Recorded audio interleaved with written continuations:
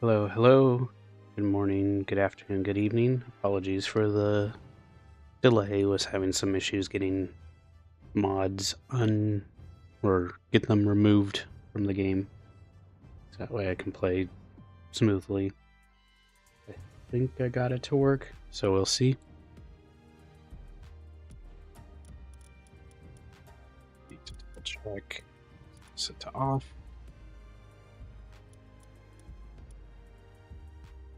Welcome one and all to Palworld 1.0. Assuming I got it to work. Yep, there it goes. Been a while since I've played this, and looks like I have a global PAL box now, but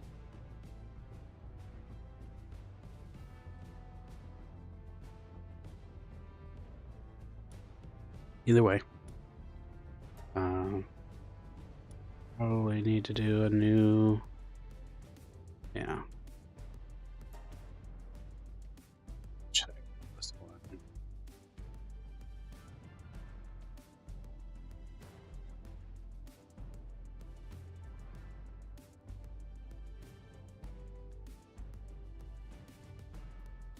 Yeah, let's do this.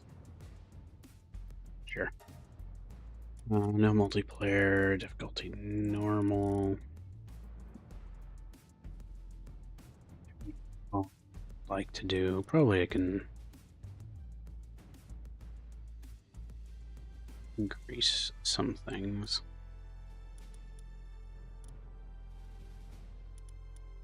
Save a preset.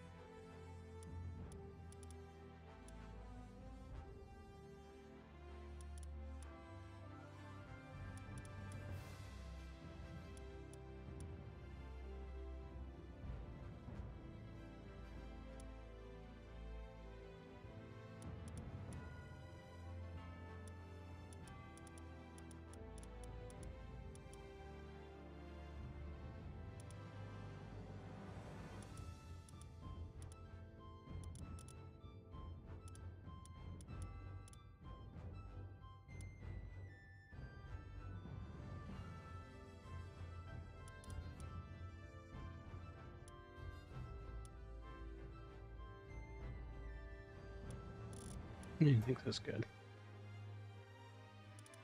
For spawn rates, you're saying, where is that?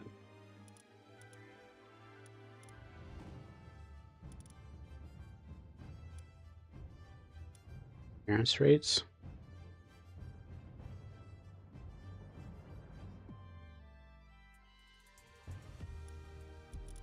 Where's that one?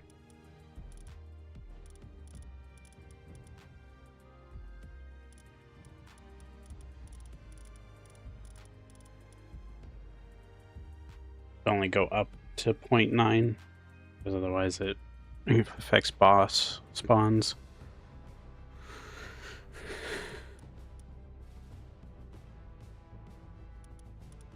Okay, well, maybe I do that.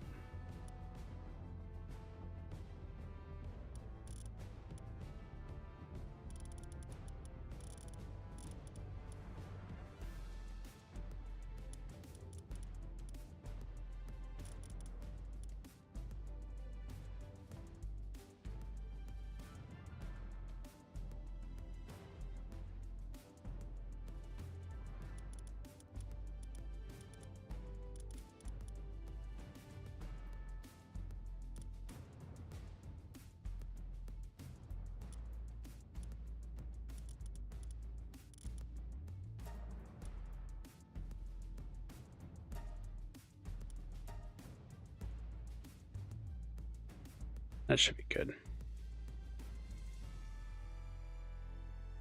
Sure. Resets I want to start with.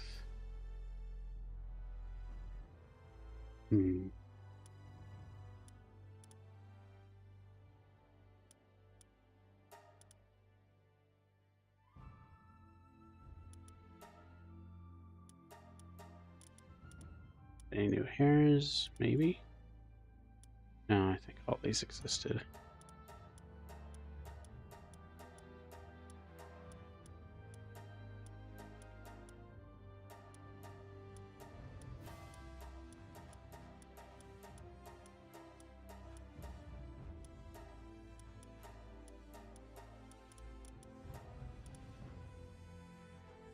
Actually, maybe these are new? No, they weren't.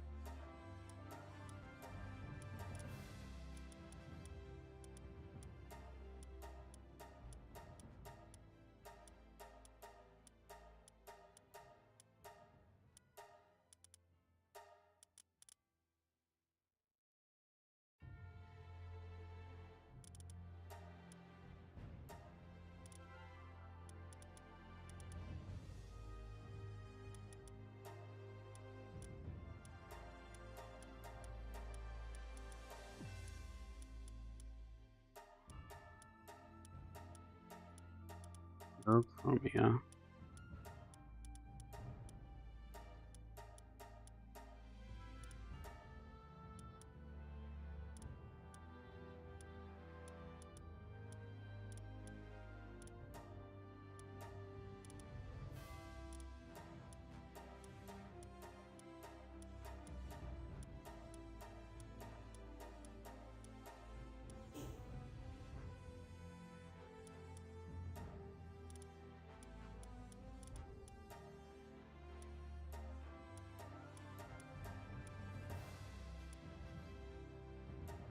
Oh, remember this face. Seems new.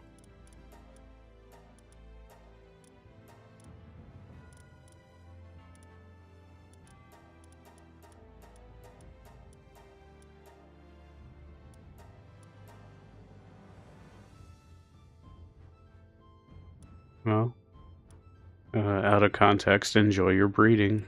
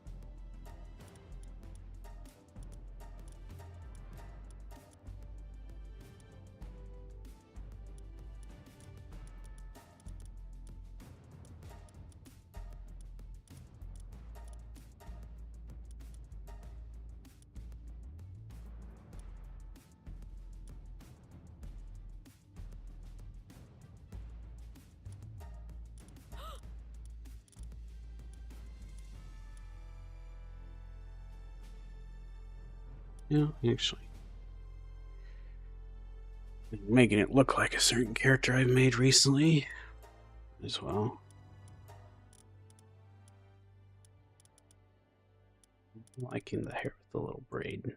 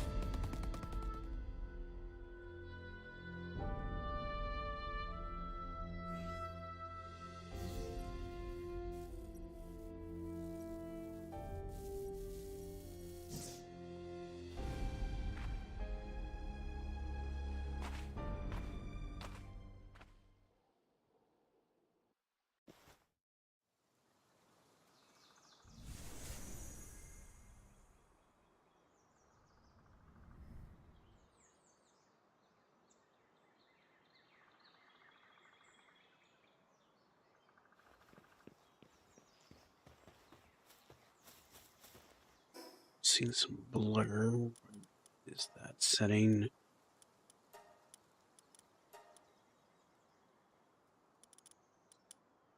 To 60.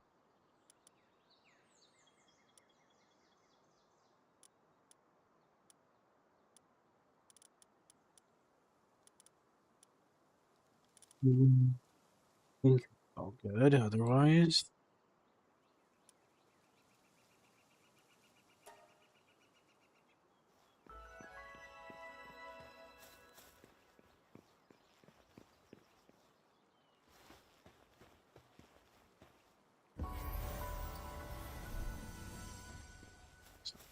Different.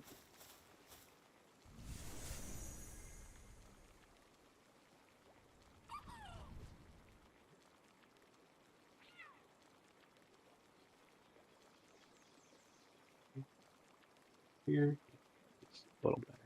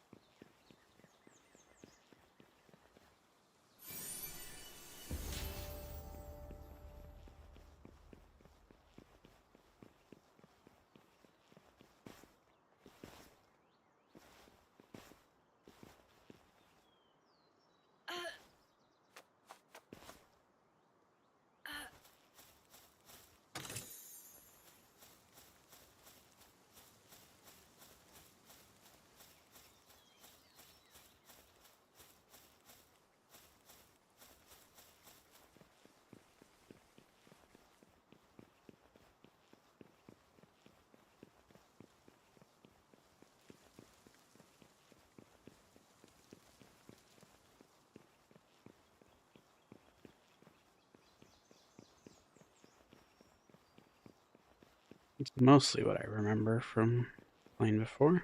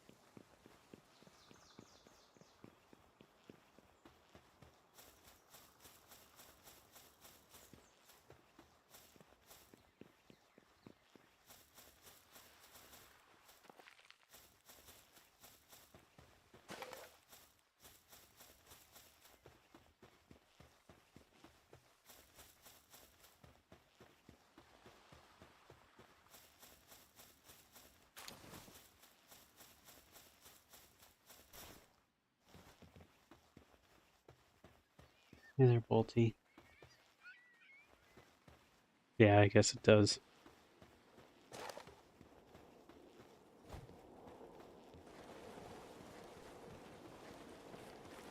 Accelerate all the way out here.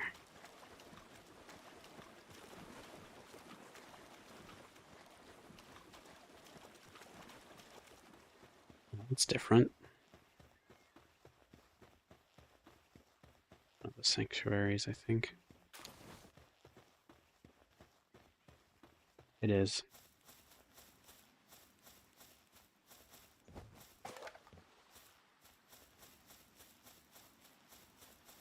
But for now, I'll just have it be single player. I guess I could make it multiplayer eventually, but the goal was just to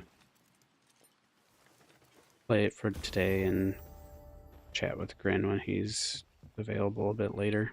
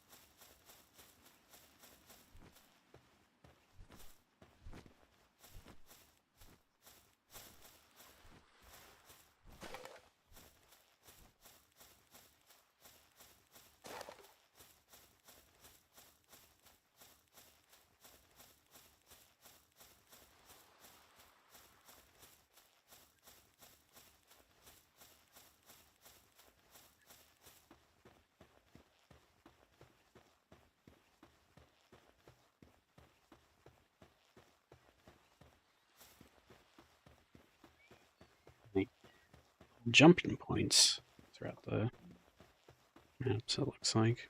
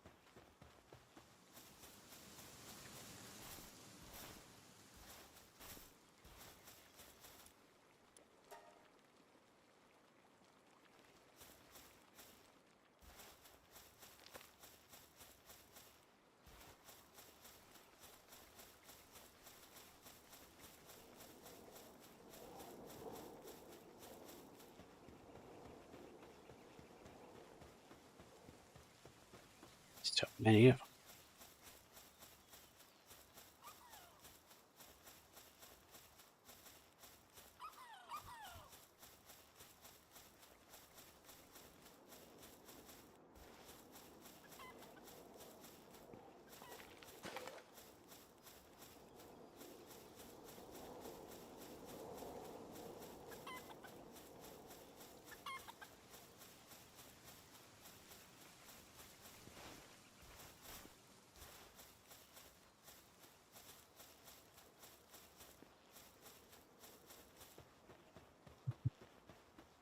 You know, look at all those chickens.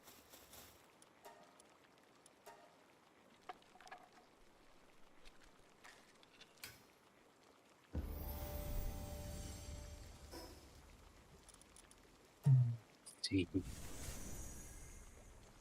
remember what like the ideal stat boosts were. Weight will probably be a concern eventually.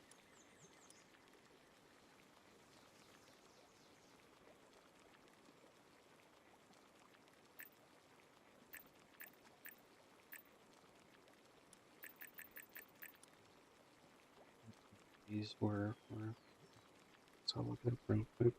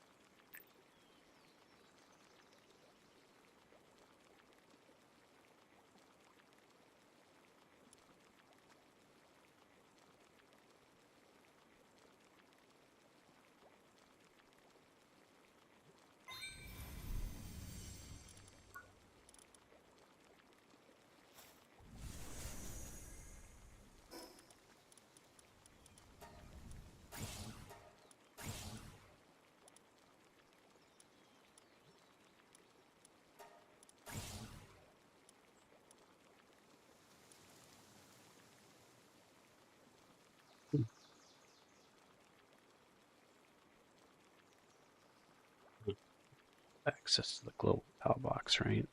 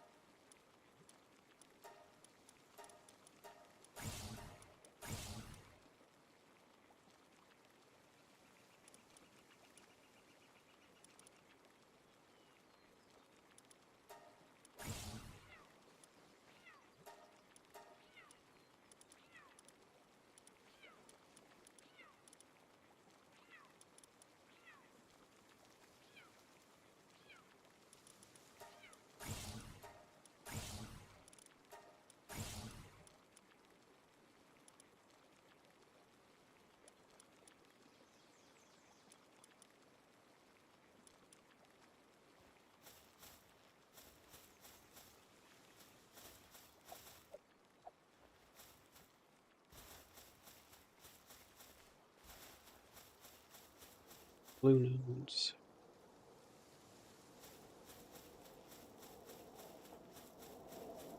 Yeah. Yeah.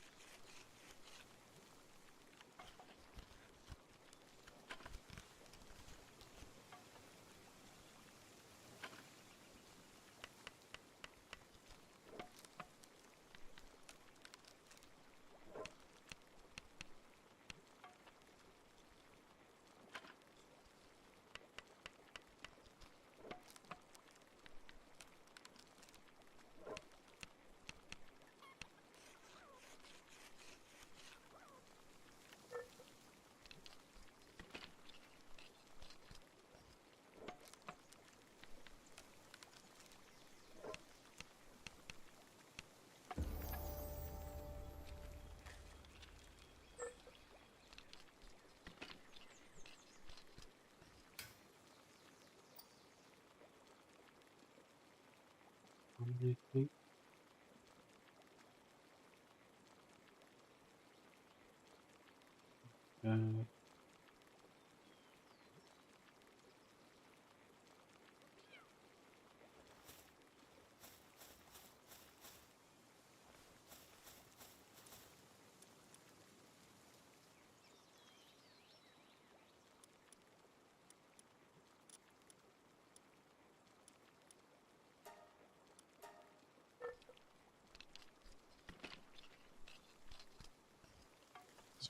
Oh.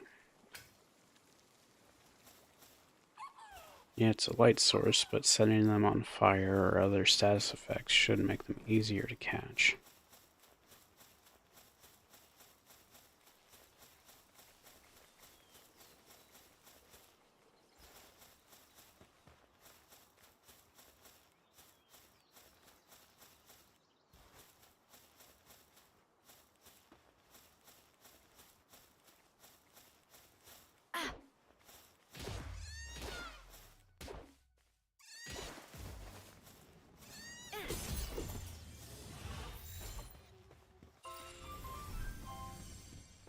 Healing coach. Interesting.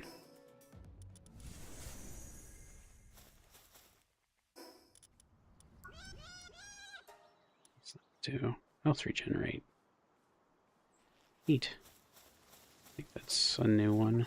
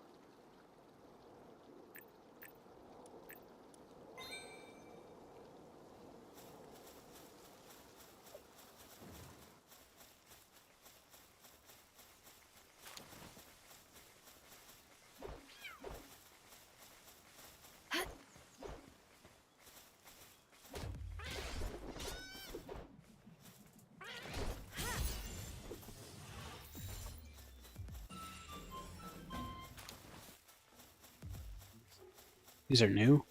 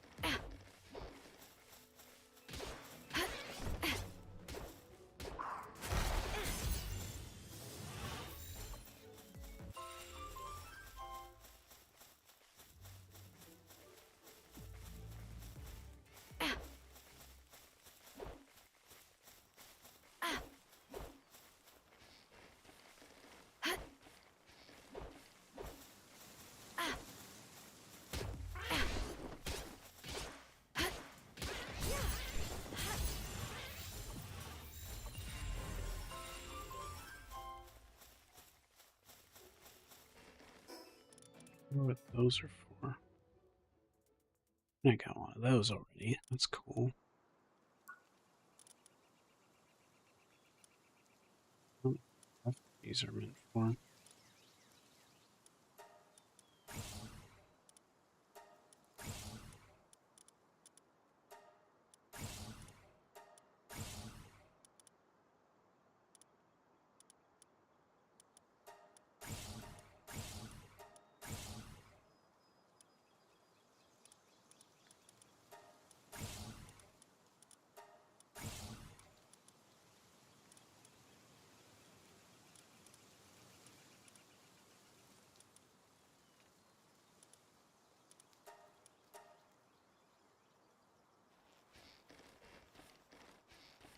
Because it had its 1.0 release.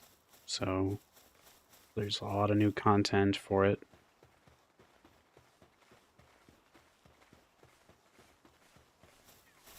It's finally out of early access, so people are checking it out again.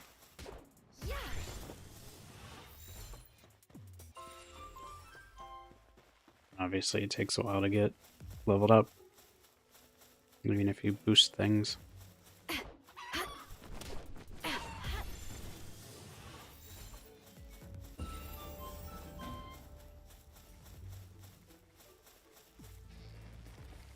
It just released like a few days ago on the 10th for 1.0, so it's the hot thing to play, and I figured it works as a decent enough thing for today as well.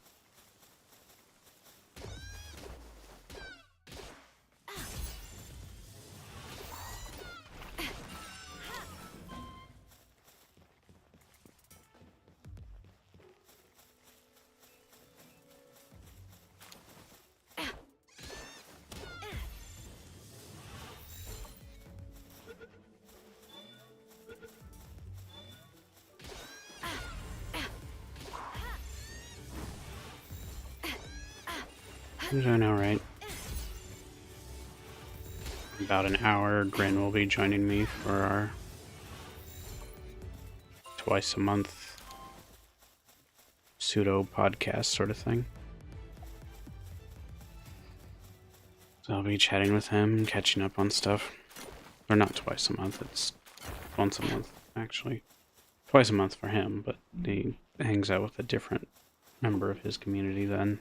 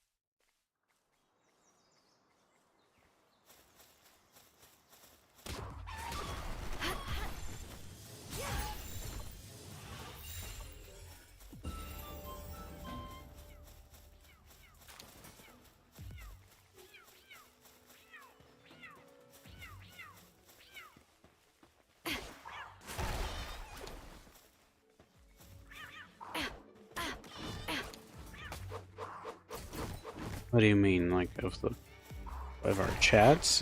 It's kind of just whatever we've been up to.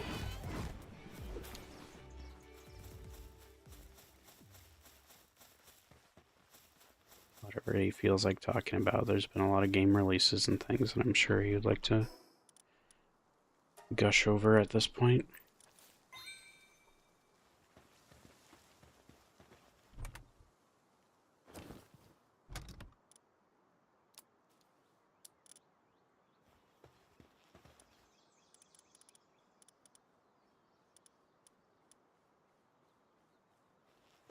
Another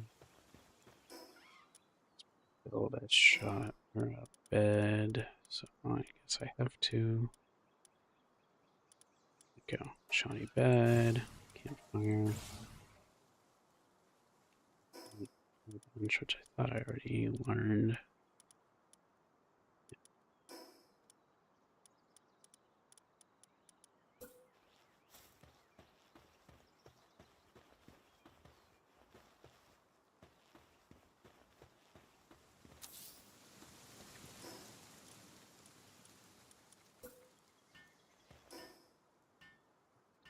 Station.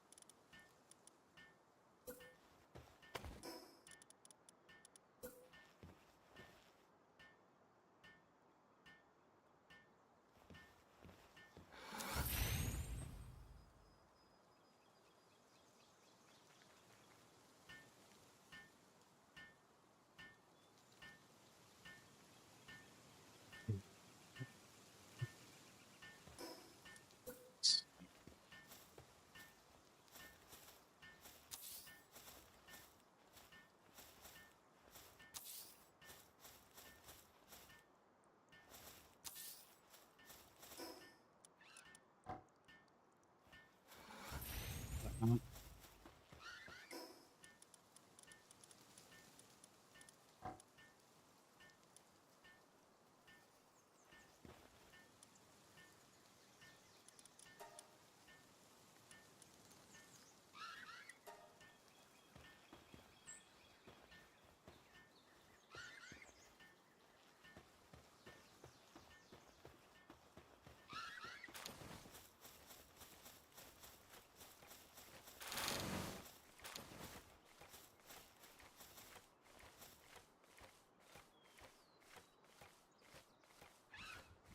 You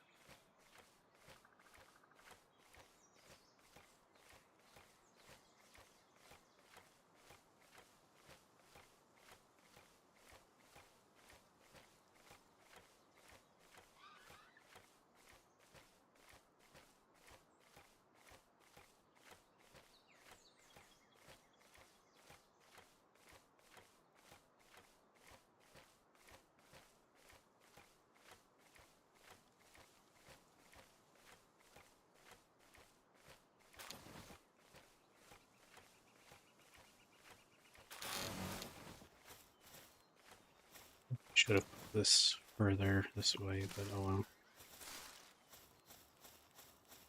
Might be able to make a second PAL box eventually.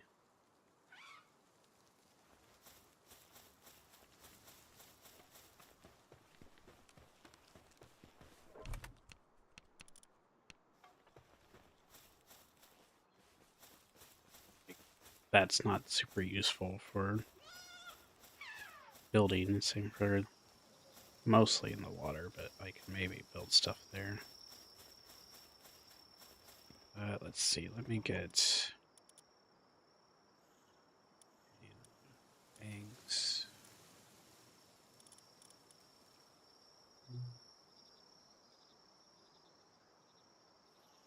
I think that's different. Reducing the weight as well, that's cool.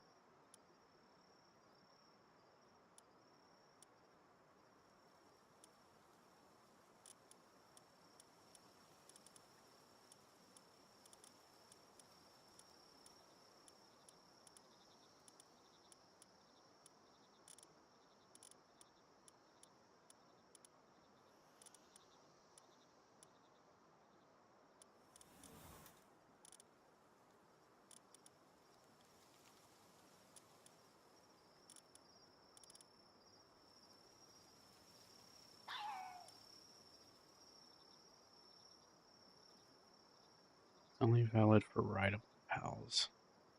Don't think I can ride Pupperai, but that's good to know.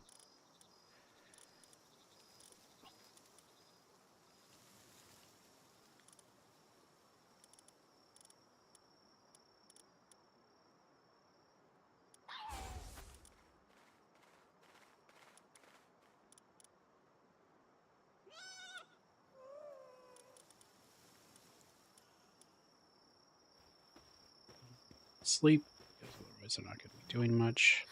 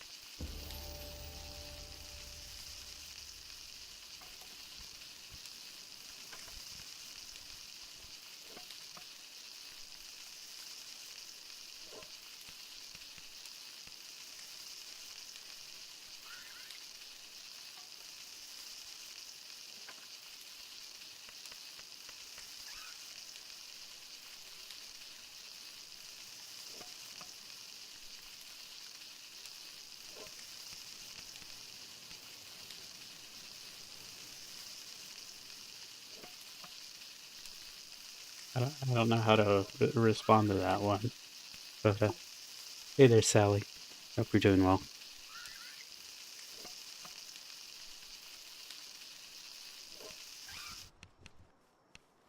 Because if I acknowledge it, then I know something was changed, but I'm not supposed to know anything changed.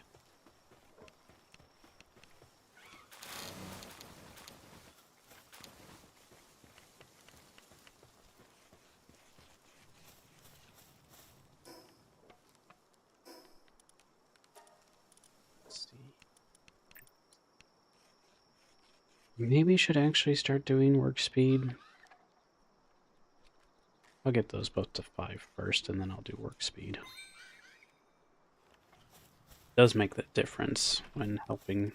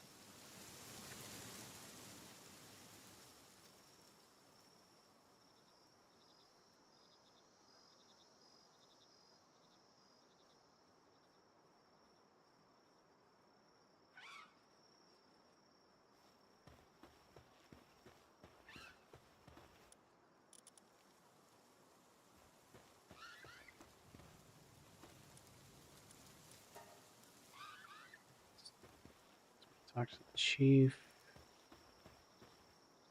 Ready? Bunks. Set that out over here, I think.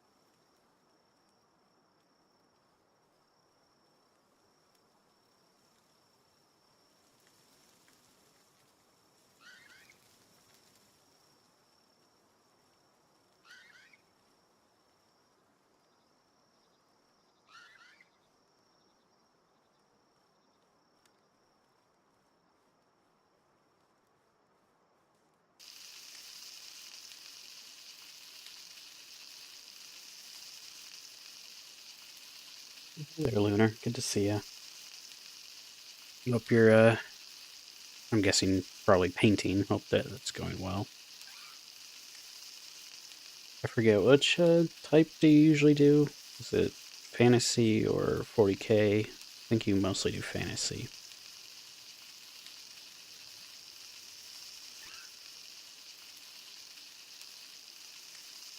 Or I guess it's now Age of Sigmar, but still the fantasy side of things rather than the 40k sci-fi.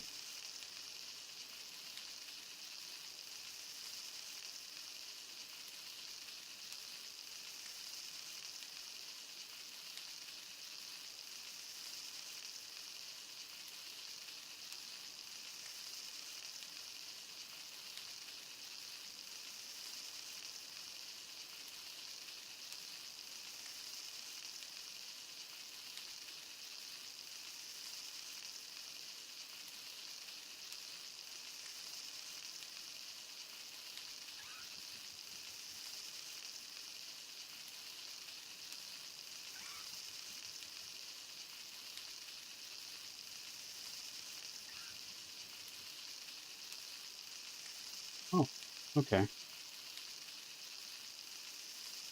Well, that's cool.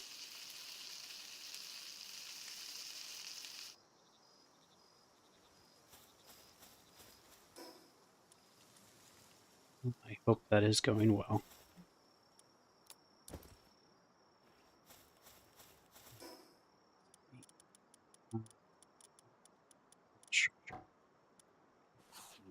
Palladium and more stone.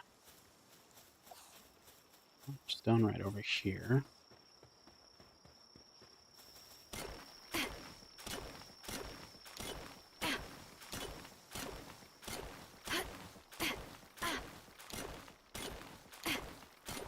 Tomorrow, my brother and I should be continuing our Rogue Trader.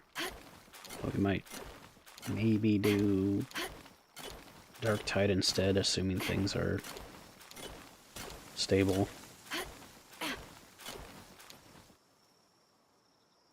I don't think I've seen any patches, but it could just be server side that they need to fix up. And then Thursday, I think I'm going to be continuing Chrono Gear, since today I decided to do Palworld as something more relevant for me and GRINN to talk about. That's cool.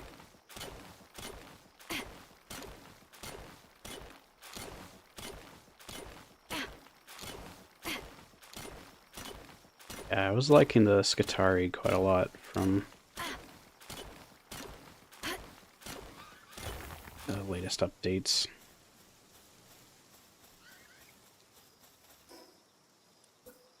And then, well, the Hive Scum is more Necromunda kind of based. Should I do 2? Can't do 2, never mind. Heads out to plan ahead.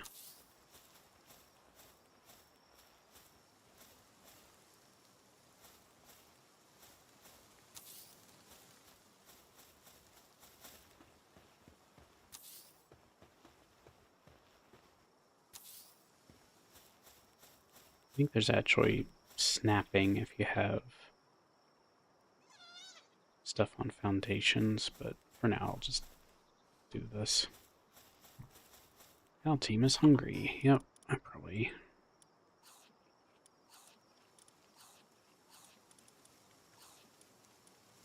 mean so as well. And that's another upgrade.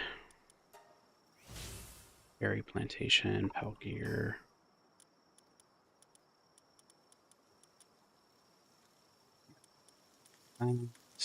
Berries.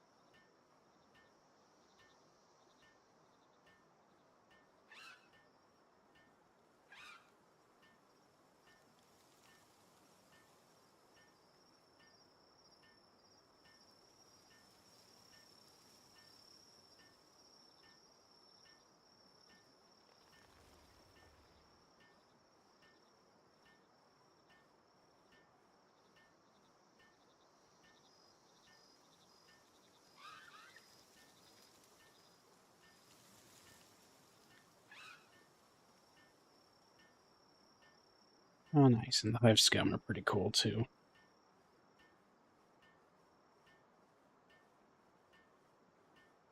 They're fun to play.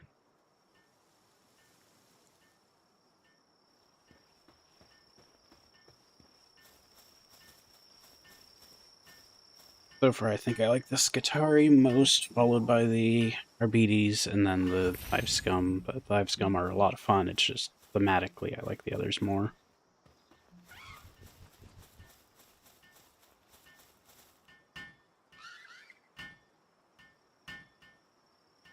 Plus, well, you can just like go full electric with the, well, two of the three DLC classes have electric themes in their own way. But I can almost go entirely just shock battery with the Skitari, so everything from the primary, the melee and ranged weapons, the blitzes, two of the three are electric themed.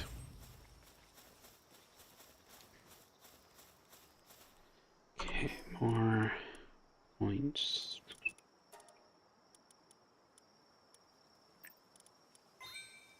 Yeah, I'll just get both to 5.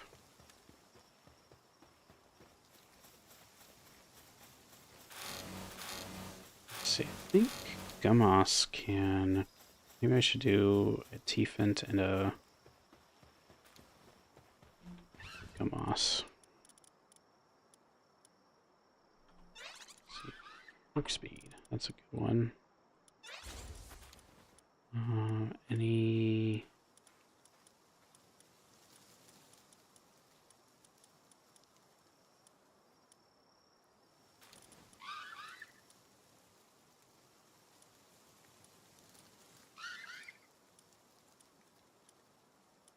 Rise, work on handling. Probably should pull out a cat. And a knockback. Player reload speed.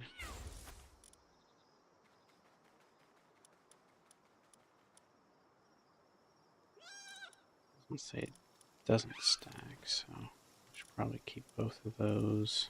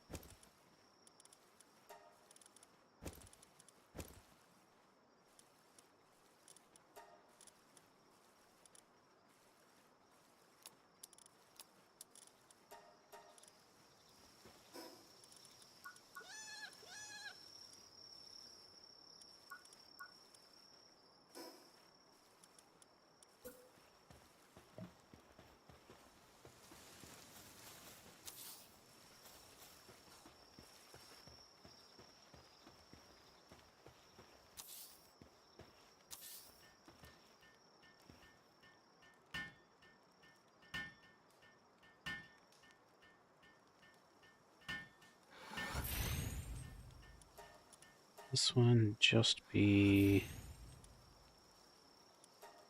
stone and ores for now.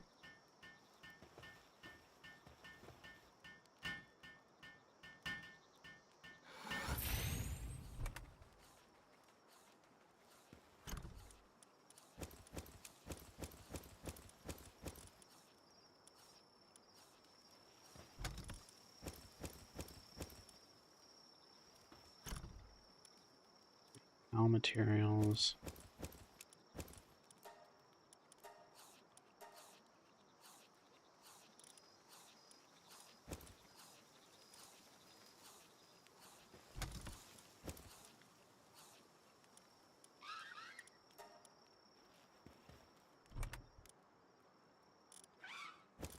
be production goods,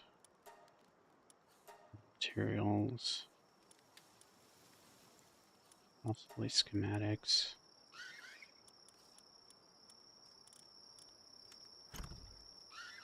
And ingots.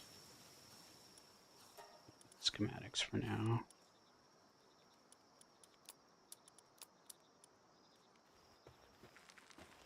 Hopefully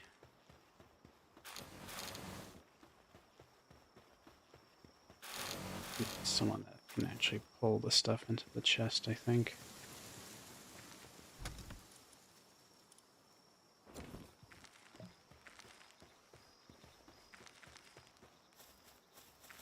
Unfortunately, I think this seeds are also PAL materials.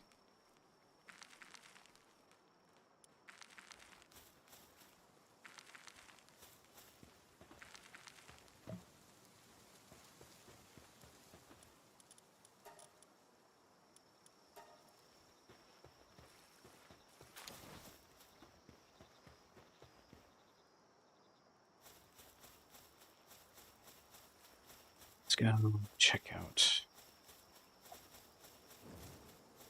It's over this way.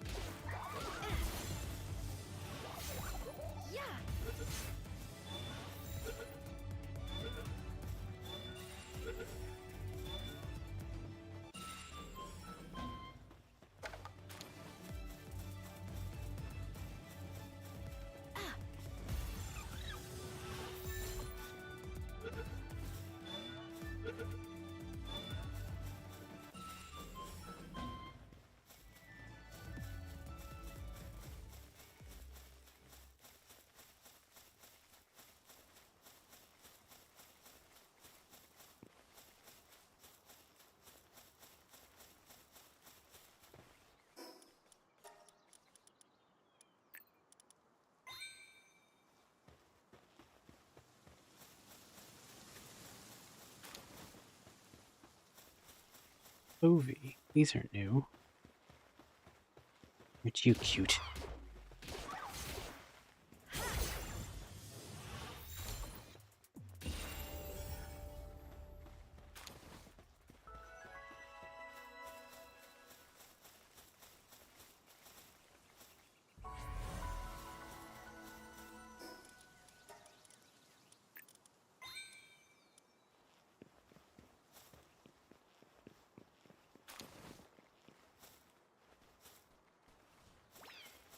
You're also.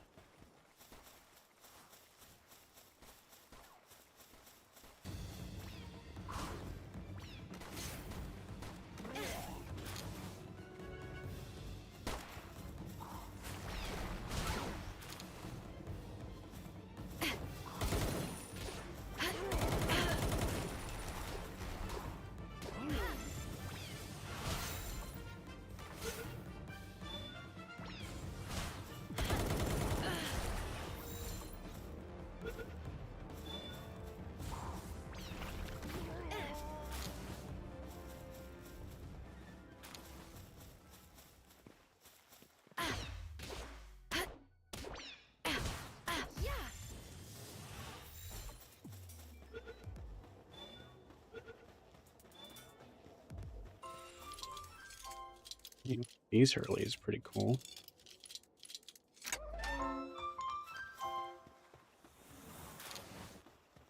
Wow.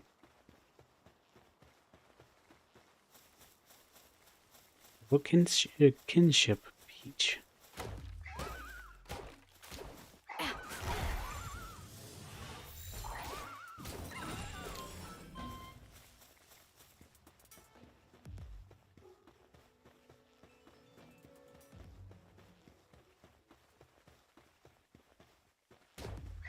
Those will be popping in about 5 minutes or so, I think. So. He'll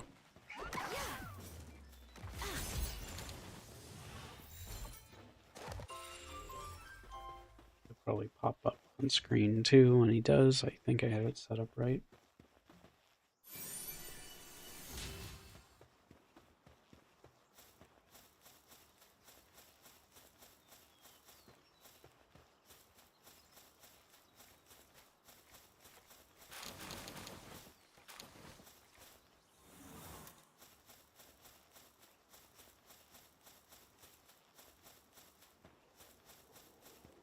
I think the towers are looking a little different too. Herbill. Oh, it's like a herb gerbil.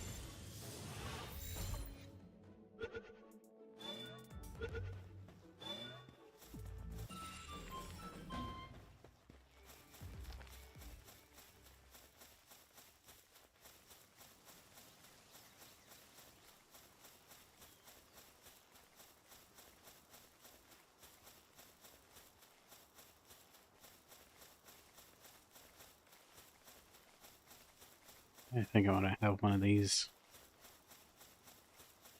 in my party. Very cute. Do yet?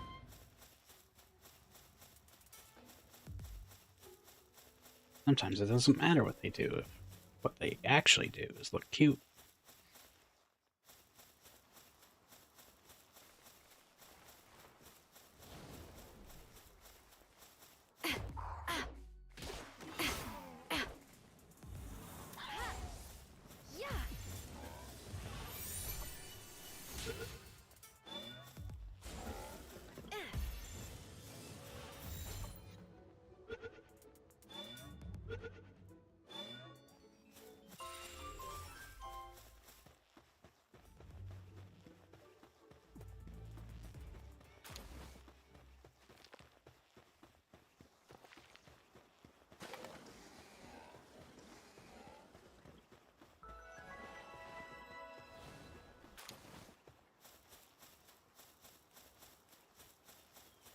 Hey, you Fluff! Oh, Welcome, welcome, GRINN.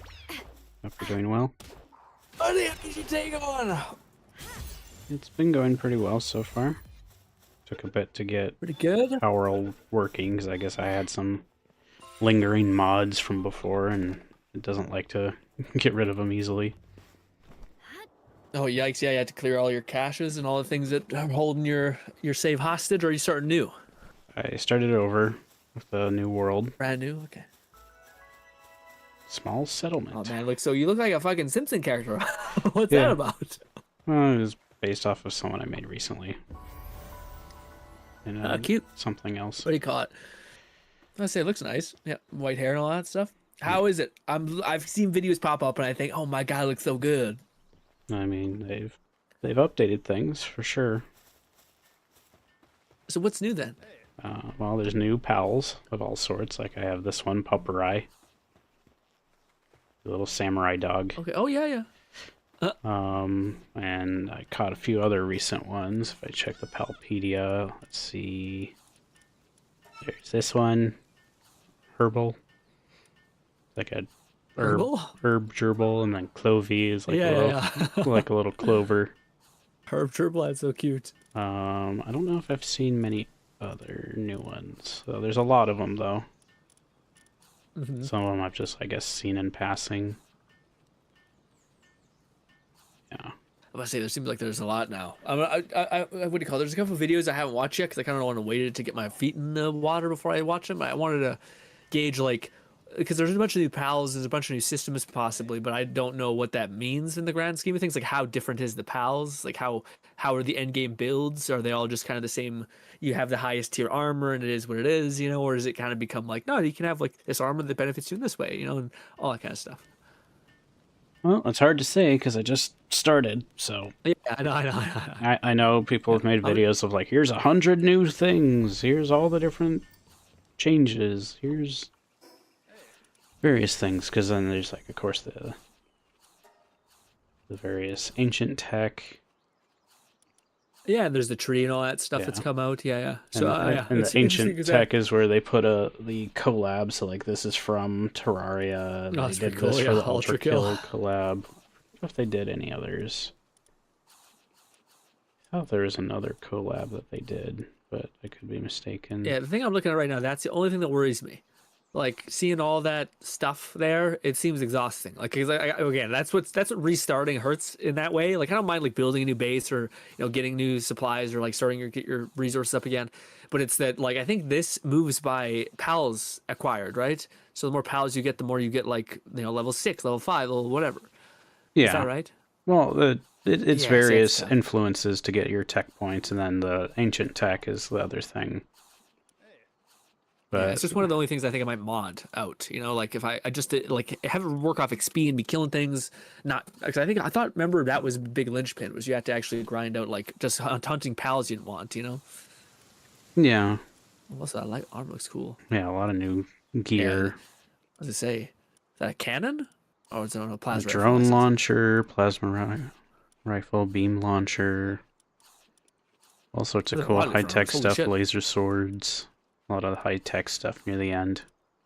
Oh, and the final thing is a wing pack. So I guess you can like manually fly. I guess so, especially because they changed things Yeah. with how, because of Nintendo, they changed like It how still seems like you're gliders throwing a and ball and getting something though, right? you can still throw the ball, but for summoning Yeah. them, you used to be able to throw the ball. Now they just appear right next to you, I see. I see. Yeah, that's a bit shit. That's a bit and shitty. it's not good for tactical stuff either. That's funny. Yeah, yeah. You wish you could just chuck it like so it deploys wherever it's at. Yeah, yeah. It's Are torturing you the still cat. limited to only a handful of pals? You have a party of 5, yep, Five. Okay, I see. and then of course you have your base and everything. Let's see, unlock Fox Marks.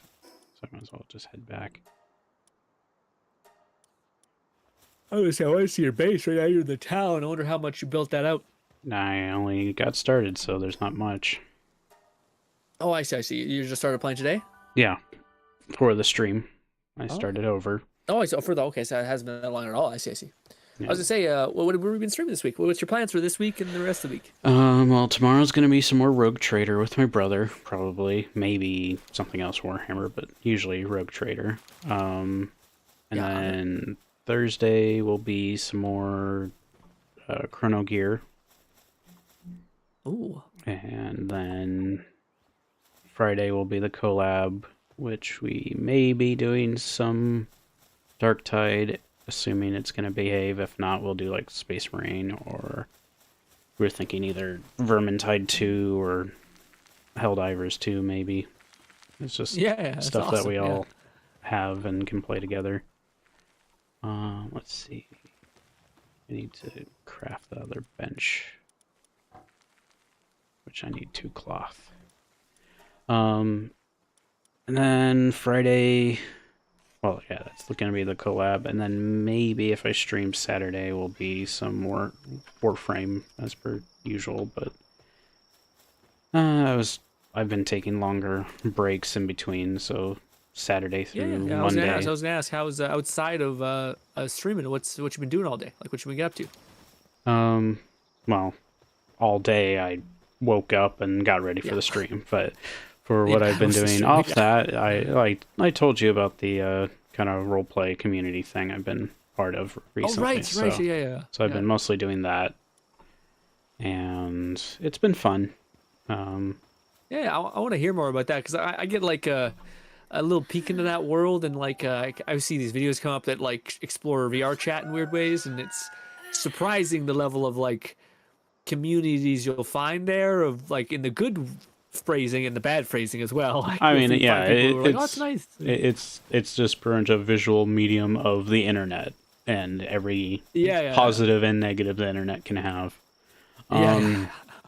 But in this case, it's a major refresh compared to like anything else I've experienced, and I've been off and on with it for now 19 years, so it's a Wow, lot. holy shit. Yeah, that's It crazy. it like it's come a long way in terms of just Second Life as a whole, because it's been improving over time. It kind of predated things like VR chat as well, of course.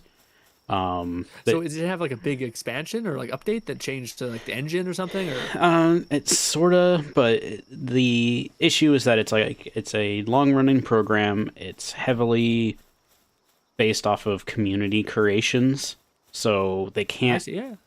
outright just like rip out the foundation and start Right, yeah. over, because it would erase modding parable, a yeah, yeah. ton of stuff that existed for it. So it's really hard to explain, because it is like what it was, the metaverse before that was ever called. Yeah, no, it makes Before sense. I mean, I the feel like term. yeah, yeah, yeah. I was gonna say right before like Ready Player One, or maybe right around that. Probably was Well, I inspired mean, by it was Ready Player One, or inspired what? by things like Ready Player One, yeah, because those came Yeah, yeah, sooner. yeah. But I was gonna say, there's the same thing that's happening in VR right now with like Bone Lab, where any game that's like heavily moddable, it's really annoying when they keep updating the engine, because it just resets all the mods usually. Right. And that's one of the things that's frustrating right now about Bone Lab is people want the game to be like have an update, but they know that like as soon as they do that, it's gonna brick all these mods. But it's shitty because what they did is they told the mod people or the community for Bone Lab, like, hey, we're gonna wait to release like patch 5 or whatever. So then all the modders basically say like, oh, okay, we'll wait until you release it, so we'll like to work on these mods. Like, I want to work on this mod, but I'll wait until you release it. The fucked up thing is that they've delayed it like probably like almost a year and a half or like something like that. So like the mod authors probably have just left at this point. So it's just one of those things where like, eesh.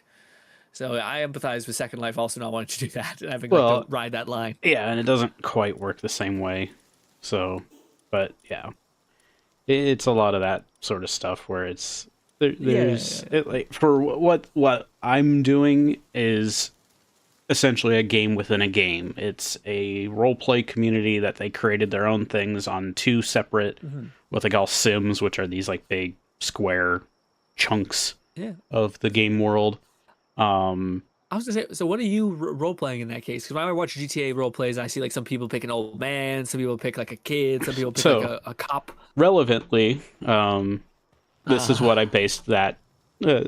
My character in Palworld is based off of the character I'm playing in that, where I made a slime character. It's of course.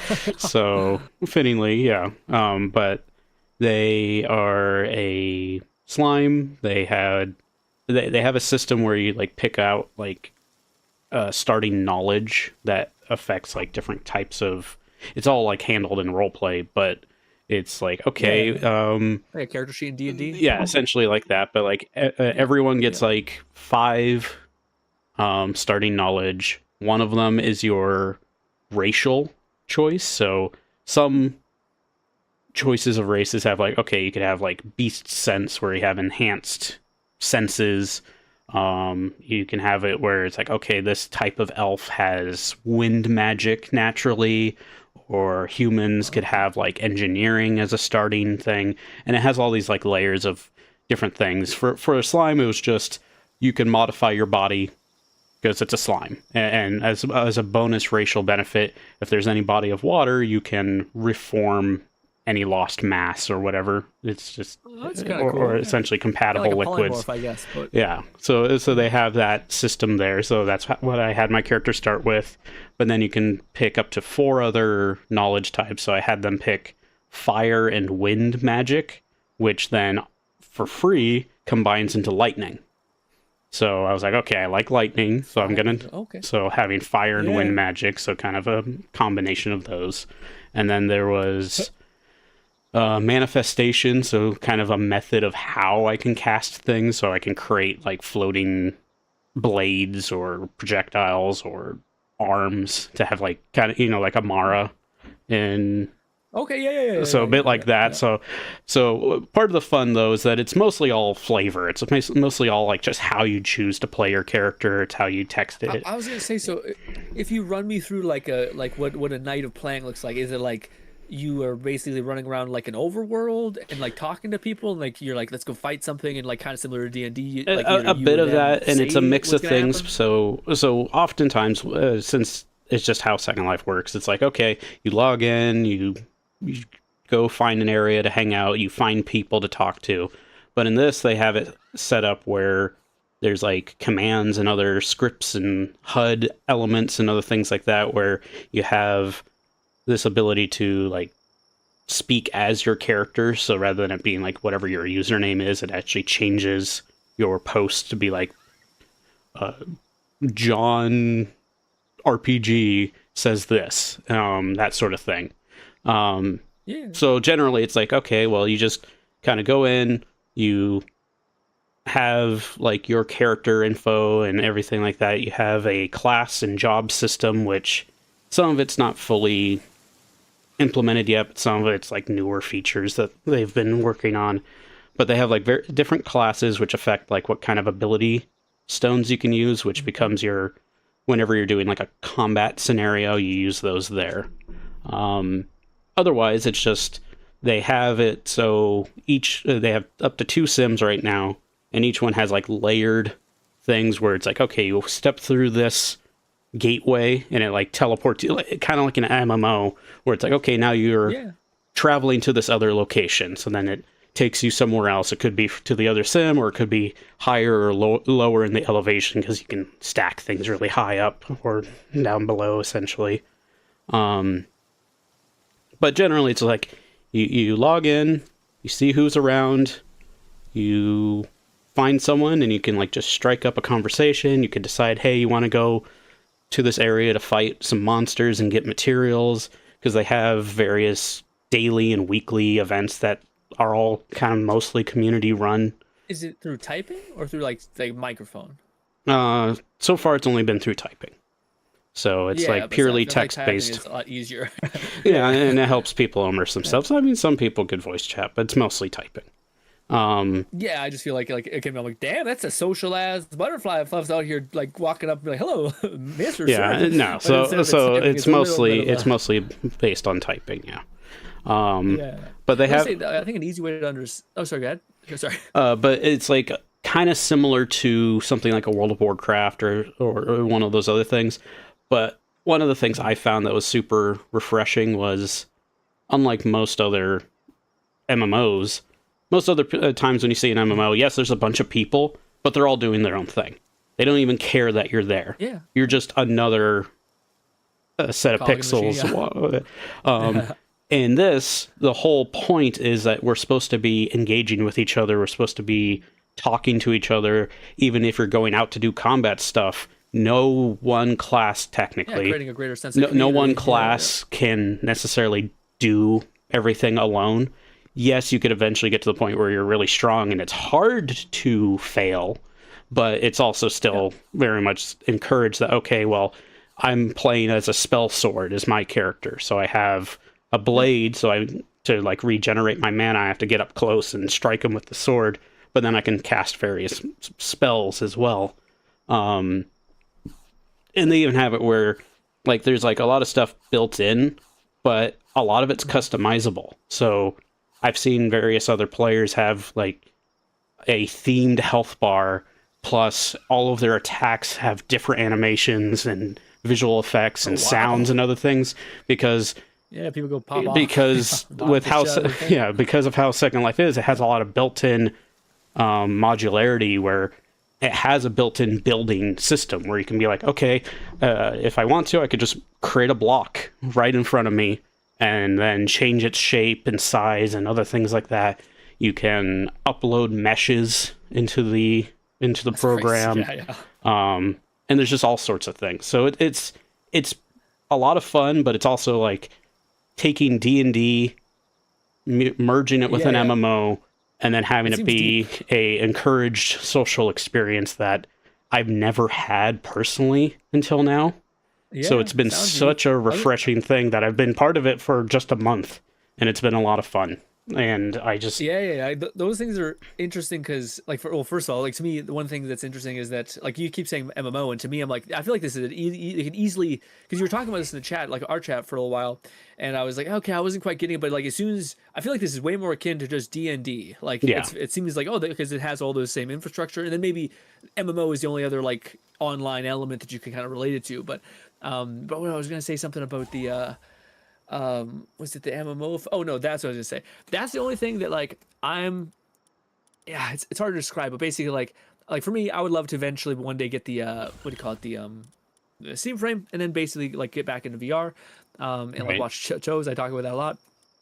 But I was gonna say the thing that to me is I'm not sure how I feel about it. I wouldn't mind asking you this, but like, I think one of the things I want to do is like increase my social IQ, I guess. And I think a good way to do that would basically doing like just going around VR chat, basically just having starting random conversations with people.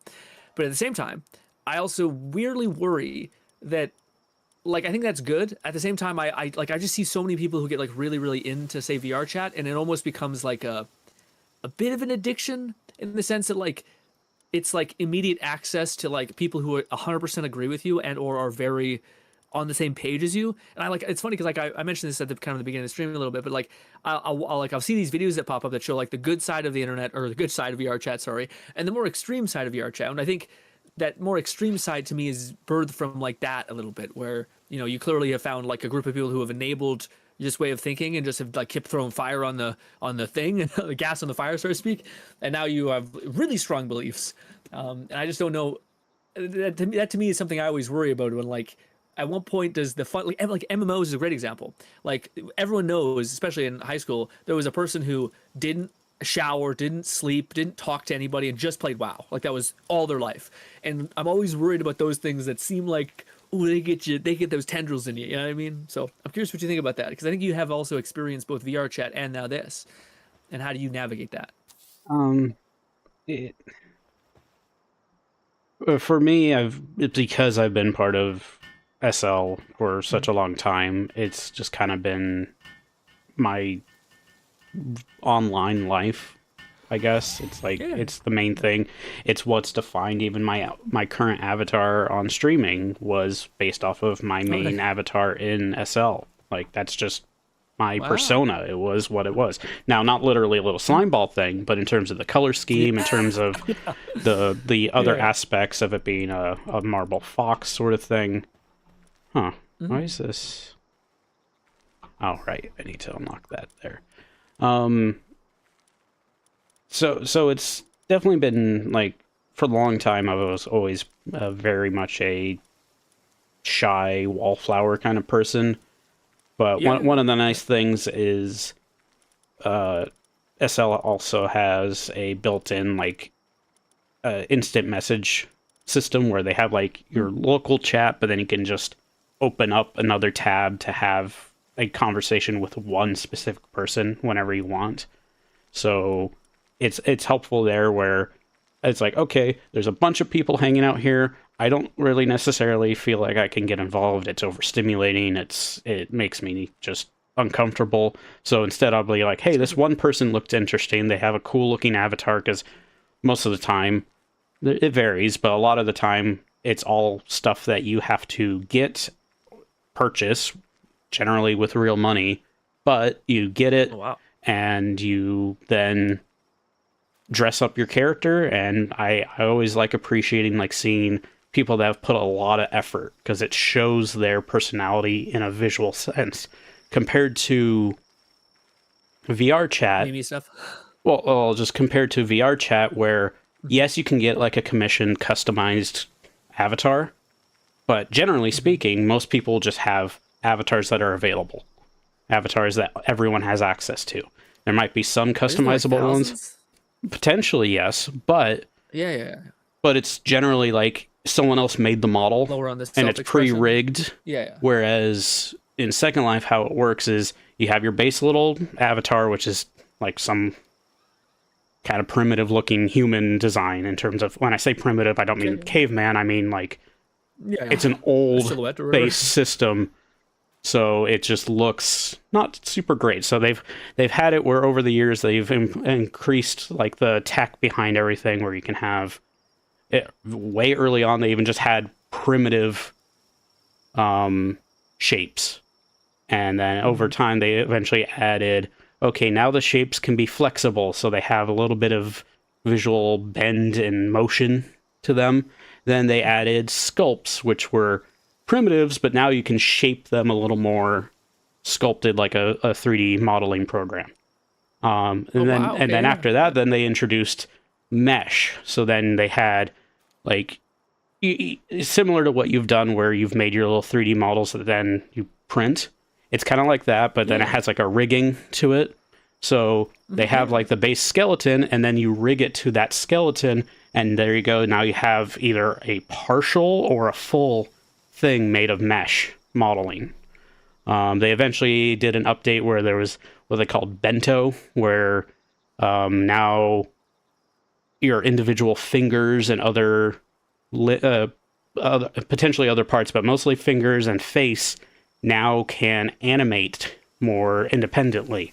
So you can actually have like your hands move around, whereas instead it was like, okay, well, here's my blocky hand model, like a Lego brick or whatever.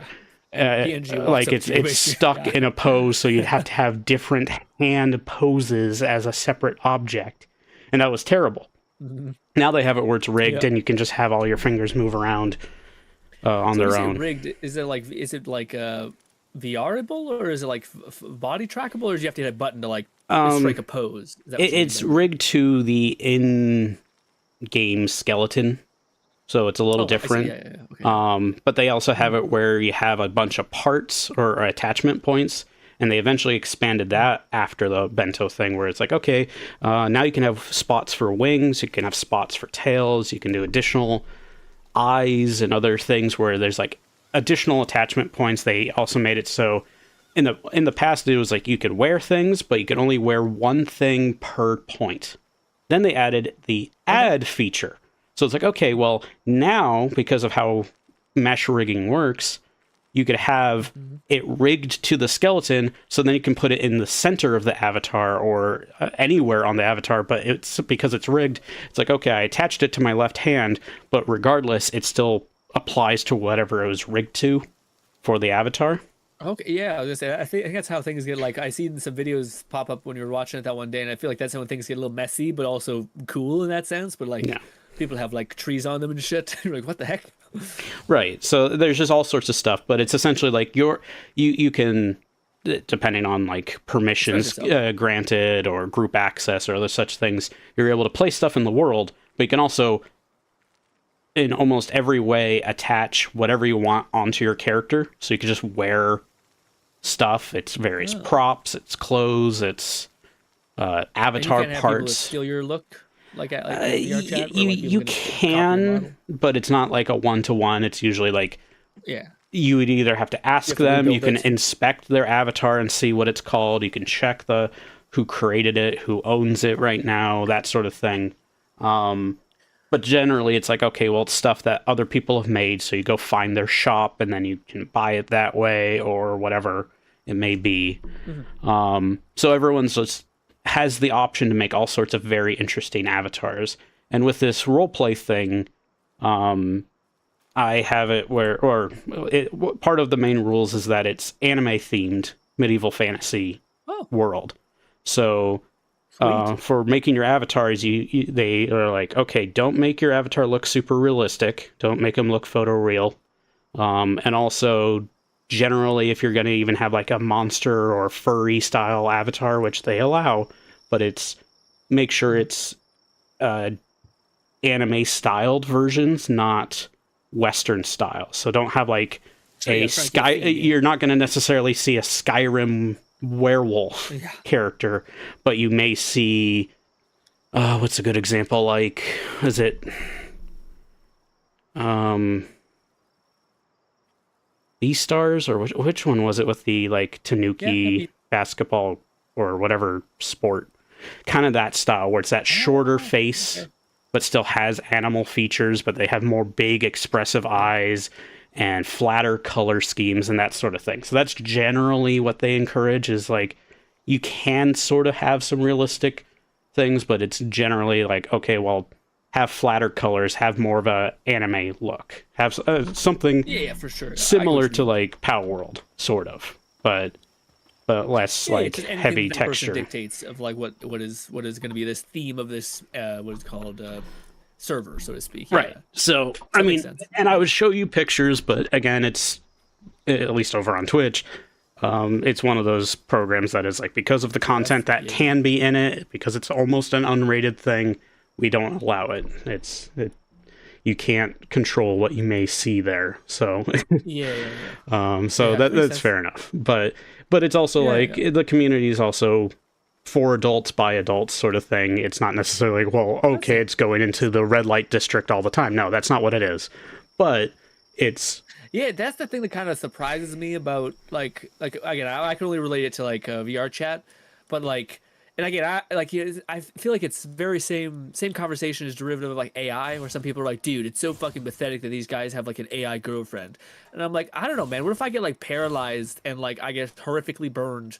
And I'm like, I'm happy I have an option. I'm happy I'm not having to live my whole life alone. You know what I mean? So like, in the same sense that there might be judgment on VR chat. And it definitely has had that, but it's also been a lot of within itself. Like I ever since I got started with it, there's been that kind of divide of cultures where it's like, okay, well, this is the anime community, this is just where the people go, this is where the furries go and other things like that, and so this has been nice because it's like, it's kind of a blend of everything, and it's also just been fun where it's like, compare, like, and this is the thing where I wouldn't say you can expect this from any and all roleplay communities within.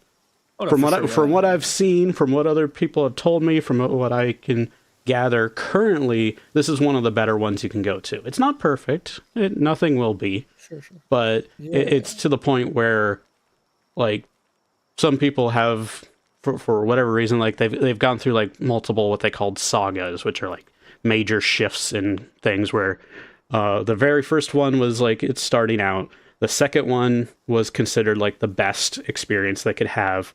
It was when they implemented the combat system that they have now, and other things like that. 3 got messy, and that's where it became super divisive. And from what I've been told, back then they had a single sim. They had, on average, daily 50 plus people active all the time. And yes, that doesn't sound like much for an MMO, but it's a lot for a sim to actively be having that many people spending time there all day or whatever at any hours sort of thing. If you think about that as a stadium of people, that's insane. Yeah. It's like, it's a packed room for sure. And well, even if you think about like games like Bungie's, what's that goddamn Bungie's game? Marathon? Yeah. Marathon, Marathon had like 3,000 people online, like concurrently. That's a $1 billion game. So and this thing's that's where you have to sign up. 50 people on average, but that's just one thing. Oh, it's 50K. No, so I was saying 50 people. Oh, 50 people. I see. 50 per plus server. people. Oh, I see. So it was. That's not bad for like its own little grounds boots for just one little thing there. When a bunch of other people, like there's probably hundreds of thousands of people on SL at any given time, but it's like they're all these like little sim pockets, like these little zones that people can hang out in. I was gonna ask.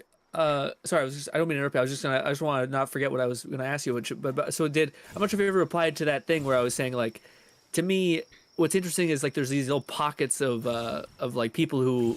Like, because that's kind of what you're describing largely. Like, there's all these little communities and these little pockets. And how do you feel about that question in general? Where, like, hypothetically, say you go into a pocket, and you find people who are really like-minded, which is a beautiful thing. But how would you navigate when maybe that pocket starts getting a little extreme or a little bit intense in their beliefs of said things? Or do you not even bother? You're like, nah, I got enough lived experience where I won't get swayed or pulled. Well, like in terms of like having drama and other things like that, unfortunately it's always going to be happening. Maybe I should give you an example because it helps. So like so for instance, if you joined a thing and you're like, hey, I really enjoy the furry community, that's fantastic. And I remember when I was watching one of these videos, I remember people, it was a weird thing called cub something, but basically it was not, to me, not a great thing. So to me, I was like, oh, okay. But like, if you are really like, it's basically, if you join one of these communities in VR chat or any of these things, or even WoW, whatever like kind of like server thing, and Discord probably could happen too, where like, you're like, oh, you guys are my community, you're furries, you have the same, the same references I do. But eventually there's like a pivot or a change where like, okay, you guys are starting to like kind of embrace stuff that I think is a little out of my comfort zone. And how do you monitor that, like as a person? Because I find that to be, I'd be worried that like because eventually if you're like your social anchor becomes that you'd have to break that social anchor if they start doing stuff that maybe you wouldn't perceive as like a limit. And I think that makes a lot of sense for other people. Sorry, go ahead. Right. Sorry, and so that's where I was kind of talking about that. Unfortunately, the previous saga, a lot of various decisions made, certain activities done, the finale of it wasn't handled all that well, to the point where before and after, a lot of the active players left. Just whether they left together or not, a lot of them left. Some of them have been coming back, but a lot of them left and haven't returned because of various decisions made of the people leading the community, other people in charge of certain things. They have it where they have various like approval ticket things where it's like, okay, this person wants to be a storyteller, and then they kind of define how they want to do it. Other people can, because of the knowledge system that I talked about earlier, they have it where, and it's kind of a newer version of it with this latest iteration, but they have it where to make it so not everyone can just suddenly have every knowledge under their belt within a few days, they have it where you have your starting stuff, you have four adept, one expert level, and then from there, once you get started, it's like, this is what your character can do. Through mostly for flavor. It's not necessarily literally, okay, you can now throw a fireball. It's like, no, you through text describe it. And yes, you can do visual props to represent it, but it's not required generally. It also doesn't, and they have it where it's like, okay, you have the knowledge system, and that's for your like role play side of things. Then you have your class and combat system. That's more just to give some people stuff to do in between. Like, okay, I'm not in the mood to type to people for 5 hours. I want to go smack something, gather materials, and just chat with people and and be more casual about it. So they give us those options. But with how the knowledge system works, based off of other players having expertise and having enough expertise in certain knowledge types, up to 3 minimum, plus additional things, they're able to become teachers. So that you can apply to be like, okay, I want to be a teacher. This is how I'm going to do my teaching thing, where it can be like, okay, now it's a event, or now it's you have to role play things, or it's a dice roll, or it's a mini game, and you kind of get to decide how you want to handle it. And then you can have it where, like, if it is a mini game style thing, okay, well, here's your, like, I've now generated this little hovering health bar thing. You have 3 chances. If you roll high, you succeed. If you roll low, a middling roll, you get a little bit of success, but also takes away a little bit of chance to, like, it's now used up something, that sort of thing. And then it's like, okay, well, if you don't succeed in 3 rolls, you have failed and you have to come back later. Or you can try one more time, and if that still fails, okay, come back another day, sort of thing. But it sounds like D&D, But they have it where it's like, okay, well, to make sure people don't just learn everything in a few hours in a day, even just within a week, they have it where once you've completed either an adept or expert level knowledge, you are now put on a 2-week cooldown. And during that 2 weeks, you're supposed to role play out that, like, okay, now I'm practicing what I've learned. Now I'm getting better at it. And so that way it's like, okay, well, now it's this 2-week span of work on it. And now your character can do this thing that they've now practiced. And then the 2 weeks end. And then, okay, now you can learn something else. Because it's like, it's applying to a craft. It's like, all right, you're learning your 3D modeling or your painting thing. You're not suddenly going to be like, okay, I'm now also going to be learning how to pilot a plane, and then I'm also going to be learning how to... You could, but imagine how little progress you're making on each of those individual things if you're spreading yourself that thin. So the idea is like, the idea is like, okay, well, technically you can do these other things, but when I've discussed it with others to get some clarity on it, they talked about that. It's like, all right, well, you're doing this, but you can only technically activate a new knowledge once every 2 weeks. So you can kind of queue up additional things. And once that 2-week cooldown's done, the next thing that you were working on can now be your next focus. But you can have it be, okay, I've already learned it. Now I'm practicing it. I'm putting it to practice now. And then, of course, it continues on that way. But I don't mind the system for how it works, because it's like, okay, well, it makes a lot more sense because it's condensing, essentially going to classes to learn things. It's condensing the... For sure, yeah, I was going to say...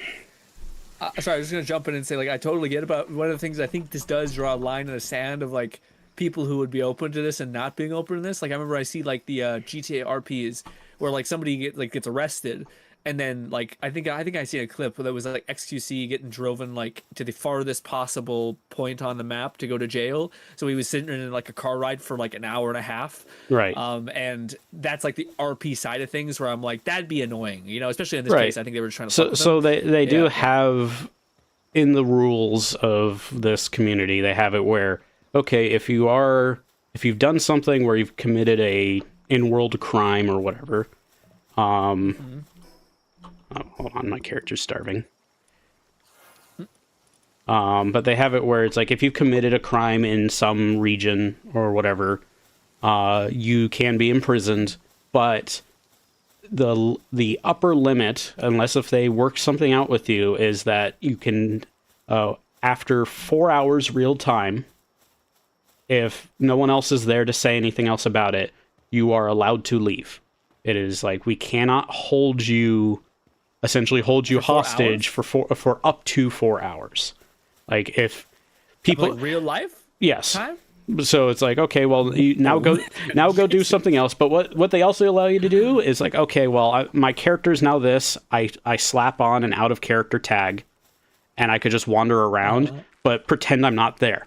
Like my character is now over here because I've committed a crime. You change RP basically. But then it's like, all right, well, I'll switch to another character, or I will, again, like Marquez, I'm not actually here. Ignore me. Don't acknowledge that I'm engaging with it. I'm just here to see what else is going on, because they don't. Changing character seems more reasonable. Right, but what they don't want you to have happen is essentially like, okay, we put you in prison. You're now here overnight, real time, and you're just having to sit there in the cell or whatever all day, all real time day. So they don't want to do that. So it's like, okay, no one's allowed to just put you in prison, throw away the key, and leave. Like that's not fun. That's not even that's not role playing, you know. So it's that sort of thing. Yeah.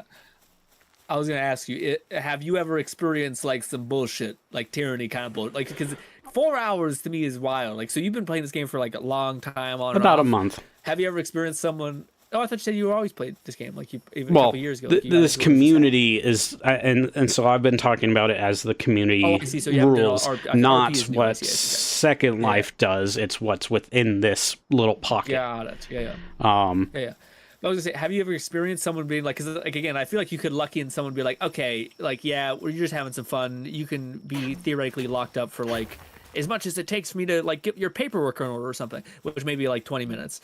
But if someone sits there and is like, you know what, no, I'm gonna waste your life away with 2 hours of you just sitting here. I just feel like that's tough. Maybe again, if you could swap characters, it's just playing with the character, man. Like, and that's there's stuff like that, but it's also there are communities that have that sort of system. There is like a built-in toggleable thing where it's like, okay, well, if you want, it's like it's a consent thing, but if you want, you can essentially give up control of your avatar and just have other people do commands or whatever, and just like, okay, well, like you are now stuck here. I've tied you to this tree. You can't go anywhere else for whatever duration. Now, of course, people can still disable it because again, or they can log out or do whatever. But it's that sort of thing where it's like, as I've said, it's a visual medium of the internet where it's all sorts of communities, all sorts of things. It's all weaving together sort of thing. Yeah. I was gonna say, to me, I also think it's fairer to say that, like, for me, I think it's like that would make my skin crawl. Like, I don't really like when people like, you're not telling you how to have fun, and you're not forced into it generally. So yeah, that was my counterpoint. My counterpoint is like, well, this may not be the whole point. The reason why RP was successful in general is because there's stakes, and in every video game you can just choose when you stop. The idea that RP has consequences for your actions is the whole point. But I think that like the dial on how severe those consequences are would be different for like given the person. And it depends, and it is also like, okay, well, this is the stakes that this storyteller or this dungeon master, this game master has decided. That's where they have events and stuff that are posted actually on a Discord server. They do a little event system that is like, okay, now you go into here, you do bolty. Yeah. Like for example, right now, funny enough, someone's hosting a beach party just to kind of have like a relaxing social experience with everyone. But after the stream, I have something of a faction that I'm part of where it's a event for my specific faction that I'm in, and it's going to be like a specific style of like, here's some the types of dice rolling we're doing. This is like what happens if you roll within this range. And that sort of thing, instead, where it's like it becomes like a mini D&D campaign sort of thing instead. Yeah. What's the craziest like RP's premise you've done in that game? 'Cause you played for months, so you've gotten to like any sort of weird shenanigans that are interesting? Let's see.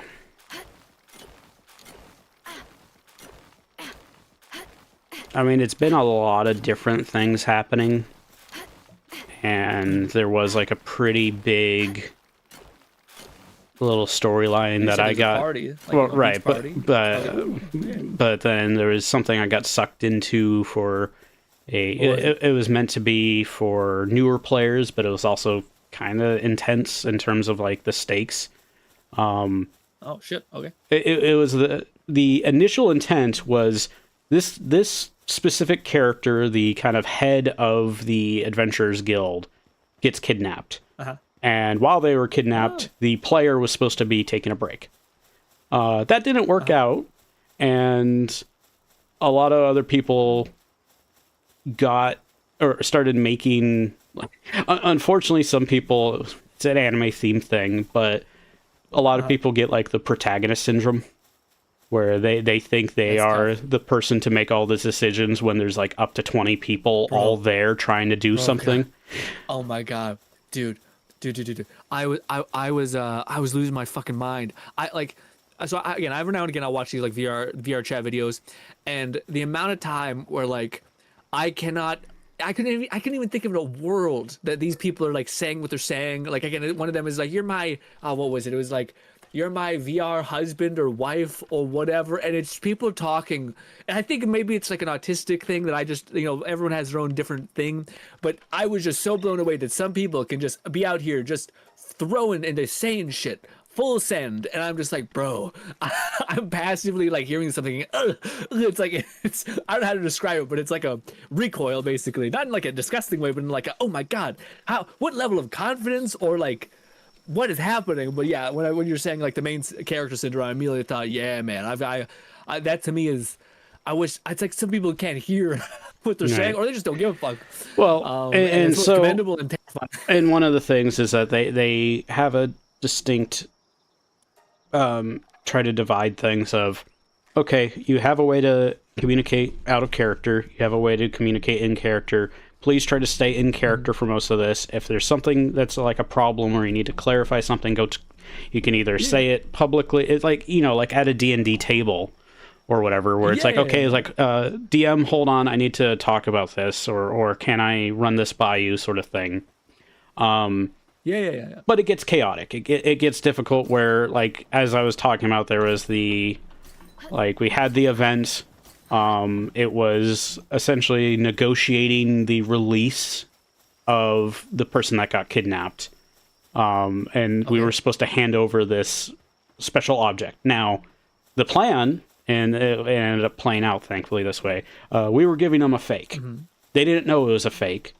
But before that even happened, because unfortunately we didn't gather to discuss the plan of how we were supposed to handle this. So everyone was just kind of chaotically going around. One of the players decided, but one of the players was like, okay, I'm going to go up behind the main guy that we were negotiating with and swing my sword at him. Okay. For a kill. And I see. And you're like, what the fuck? And then the storyteller behind this was like, are you sure you want to do that? This could get the person you're supposed to be rescuing killed. Like, are you sure about that? And thankfully it didn't happen. We did kind of have other people intervene, but it was a mess. It was like people really needed to discuss this beforehand, and it just didn't happen. I don't know if I could play these games. But it was a case where it's like a very real chance that character was going to be dead, because of just how it was set up. It's like, if you make the wrong decision, this character is dead, and but wouldn't it affect everybody too? Like, yes, you can't get the drop on them. But it was also like, okay, well, if you make this poor decision, it has permanent consequences, and you have to live with it. sort of thing. And so Yeah, it was definitely when the D ends, like, stop, please Right. stop. Try to think of something It's like, I'm else. trying to warn you here. You're making a bad decision. Please don't just rush into a stupid decision here. I try to sleep with the random monster again. You Well- sure you want to do this? I try to seduce again. Just keep doubling down. Well, funny enough, they do have a attribute roll system where you can have like strength, or I think it's like brawn, agility. Oh, shit, you get down bad. It's sort of. Like a seduce. Oh, hot damn. As I said, it is a thing made by adults for yeah, adults, yeah. so it has that sort of thing. It's just the nature course, of it. I'm not making. I just think that's good for them. Pop it off. If D&D can do, why the fuck can't they? But it is where you have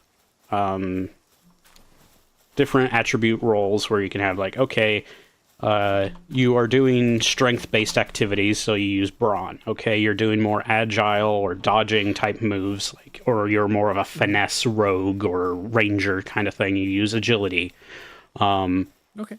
You are potentially like testing your intelligence, your intellect of like, are you retaining knowledge? Are you able to recite from a book of something that you've learned, that sort of thing. So you have an intellect roll, or say you're silver tongued. You are good at talking. Yeah, so charisma you have a guile, or you have your finesse, which is like a more physical subtlety, versus guile is more conversational subtlety, that sort of thing, or like how much noise you make. But it's like, are you trying to sneak around, but then you fail your guile check, so they're like, you're making a lot of noise because Smash my shin against the table. Yeah. sort of thing. Or like the Emperor's New Groove with Kronk, where he was doing his little like sneaking theme. So it's like he thinks he's really sneaky, but he's just being weird. So that's like a low guile check at that point. Separately, I love the idea of a barbarian rogue multi-class where they use intimidation for stealth. So they just shout at people. It's like, you don't see me. Don't look at me. I'm invisible. You look at me, I'll fucking kill your family. But they have stuff like that where it's like, okay, well, you are a marksman type character, or you're trying to maintain a spell, you roll for focus. You are casting something, you roll magic. You are receiving a magical or poison-based effect, you roll willpower, that sort of thing. So they have it where they have a dice roll, and generally the etiquette is like, if it's a combat between you and another player or whatever else, it's like you make your post, you say what you're going to do, but don't say it as like an absolute. It's like, I'm not saying I go kill the monster. No, I take a swing at, I then roll.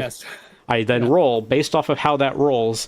The responding, whatever it may be, the DM or the opposing player, then rolls their defense to then decide how it plays out. So a defense is either matched or greater than the value of the opposing roll. Yeah, I was gonna say, what did ever happen to that thing? You said you were fighting what do you call it? The Adventurers Guild guy got taken, and some guy tried to fucking kill him. So what ended up happening is, thankfully, we stopped the guy from killing the main representative and ruining everything. And then another player stepped in and be like, "Here is the thing you were after," and they were like, "Great, thank you. Thanks for wasting all of our time with this," and was leaving. My character, because someone else was insisting that someone tail them, I volunteered and followed them. And they gave me a little tracking stone, like a little enchanted or inscribed stone to then track their thing. But I arrive, and my character gets knocked out by a demon that appeared behind my character and replaced my character's memory of what happened. So to my character, I was gonna say, sorry. I mean, I have like a thing that I know we keep going and building up the story. So for me, that's again when I get to that point where like I'm you in this case.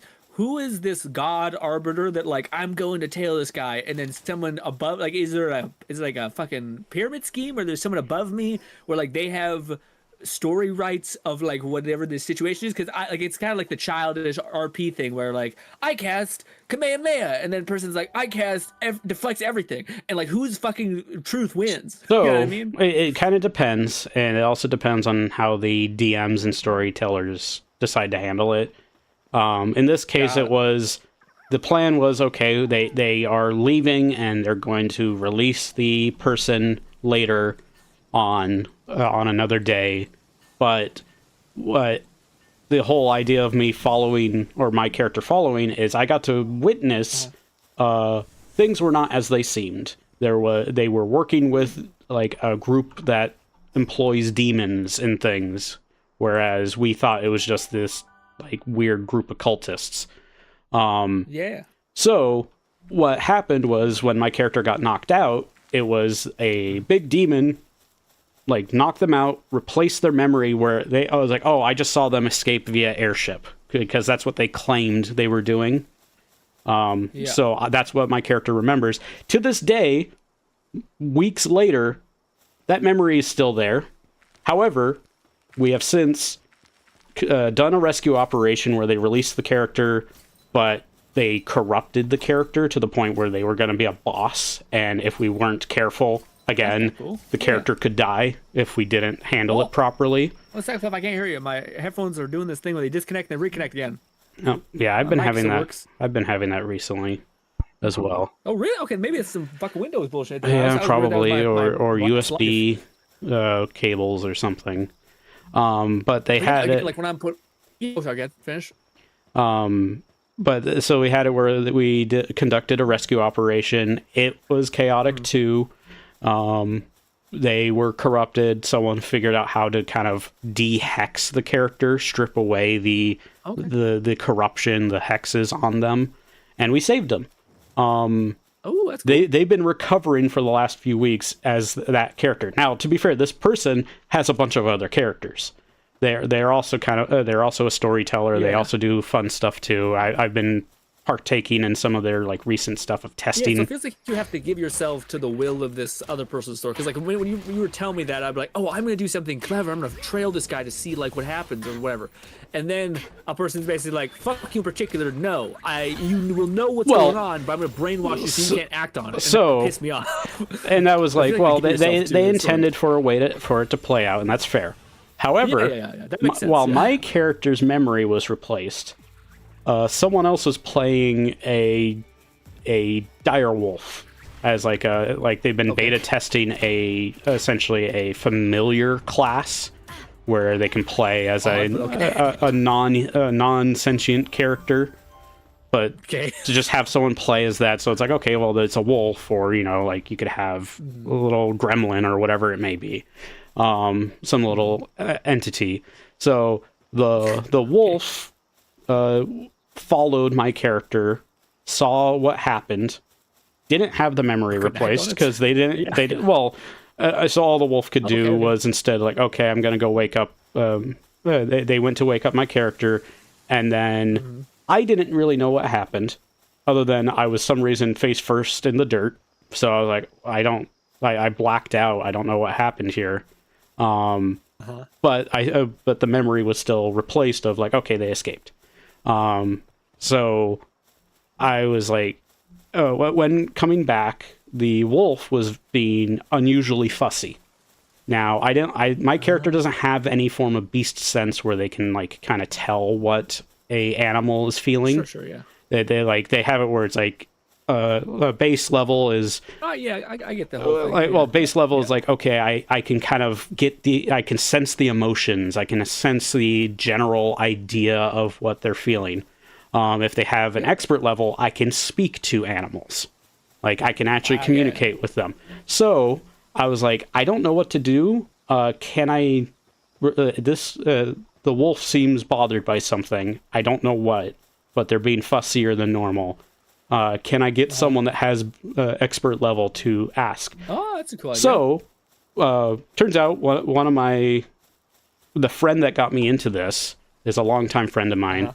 They are the faction lead of the Beast Tribe Union. So they have that ability themselves, but they also have like plenty of authority to it. So they were able to speak to the wolf. They found out what happened.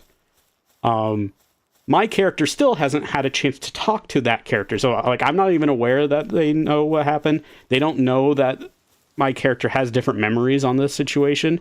But I was planning on... Well, no, it's because I wasn't around to handle it yet. But I at least am aware out of character that is like, okay, this has happened. So my plan is when there's a good opportunity, I'm going to talk to about this sort of thing of being like, hey, did you happen to actually speak to the wolf? Because I imagine you have this ability that I don't have. We're able to talk to tell the other guild people who are like worried about the guild guy just being the part of the thing is my character's not part of this faction, so any communications they have between their own faction channel, I can view as a player. I can't pretend I know what's been said because I'm not part of the group. Yeah. One of the reasons is the Beast Tribe is in tune with the planet. They are more spiritual. They embrace primal energies of the earth, or the planet rather. My character is fascinated by technology. Technology is not allowed within their territories. So if I pursue that, I decided I was like, oh, well, I'm going to be pursuing this other faction that can make essentially magic tech. But because of that, I'm like, if I ever go visit these people that are becoming friends of my character, I need to leave the technology at home because otherwise they smash it on sight. It's like, we do not allow technology within our lands. It harms the planet and everything like that. So it's that kind of dynamic where it's like, I could have joined that faction, but I was like, I'm really wanting to do tech stuff. So I'm pursuing a different path. Why so while rigid? Still, I'd be like, man. Well, they want to have it where it's like, okay, well. No, I just think of like, God, like it's basically when you're playing a video game and like, I just want to go build a house, and then some dude's like really annoyed that you want to go build a house and not go take down bosses. It kind of is a similar vibe where you're like, oh man, I kind of want to hang out with my friend and play video games. And he's like, you have to actually join my cult and never touch technology again. I think that's the point. And that's where it's like they have these 3 to 4 major factions where it's like, okay, here is the essentially like the Holy Empire, where they're highly religious, but also they have a depth of technology. Think like Warhammer /40K sort of thing, where it's the Imperials. It's the Space Marines and that sort of thing, where they have their technology, but they're also more, it's more like up to steampunk level tech, I guess, where it's black powder and clockwork and that sort of thing.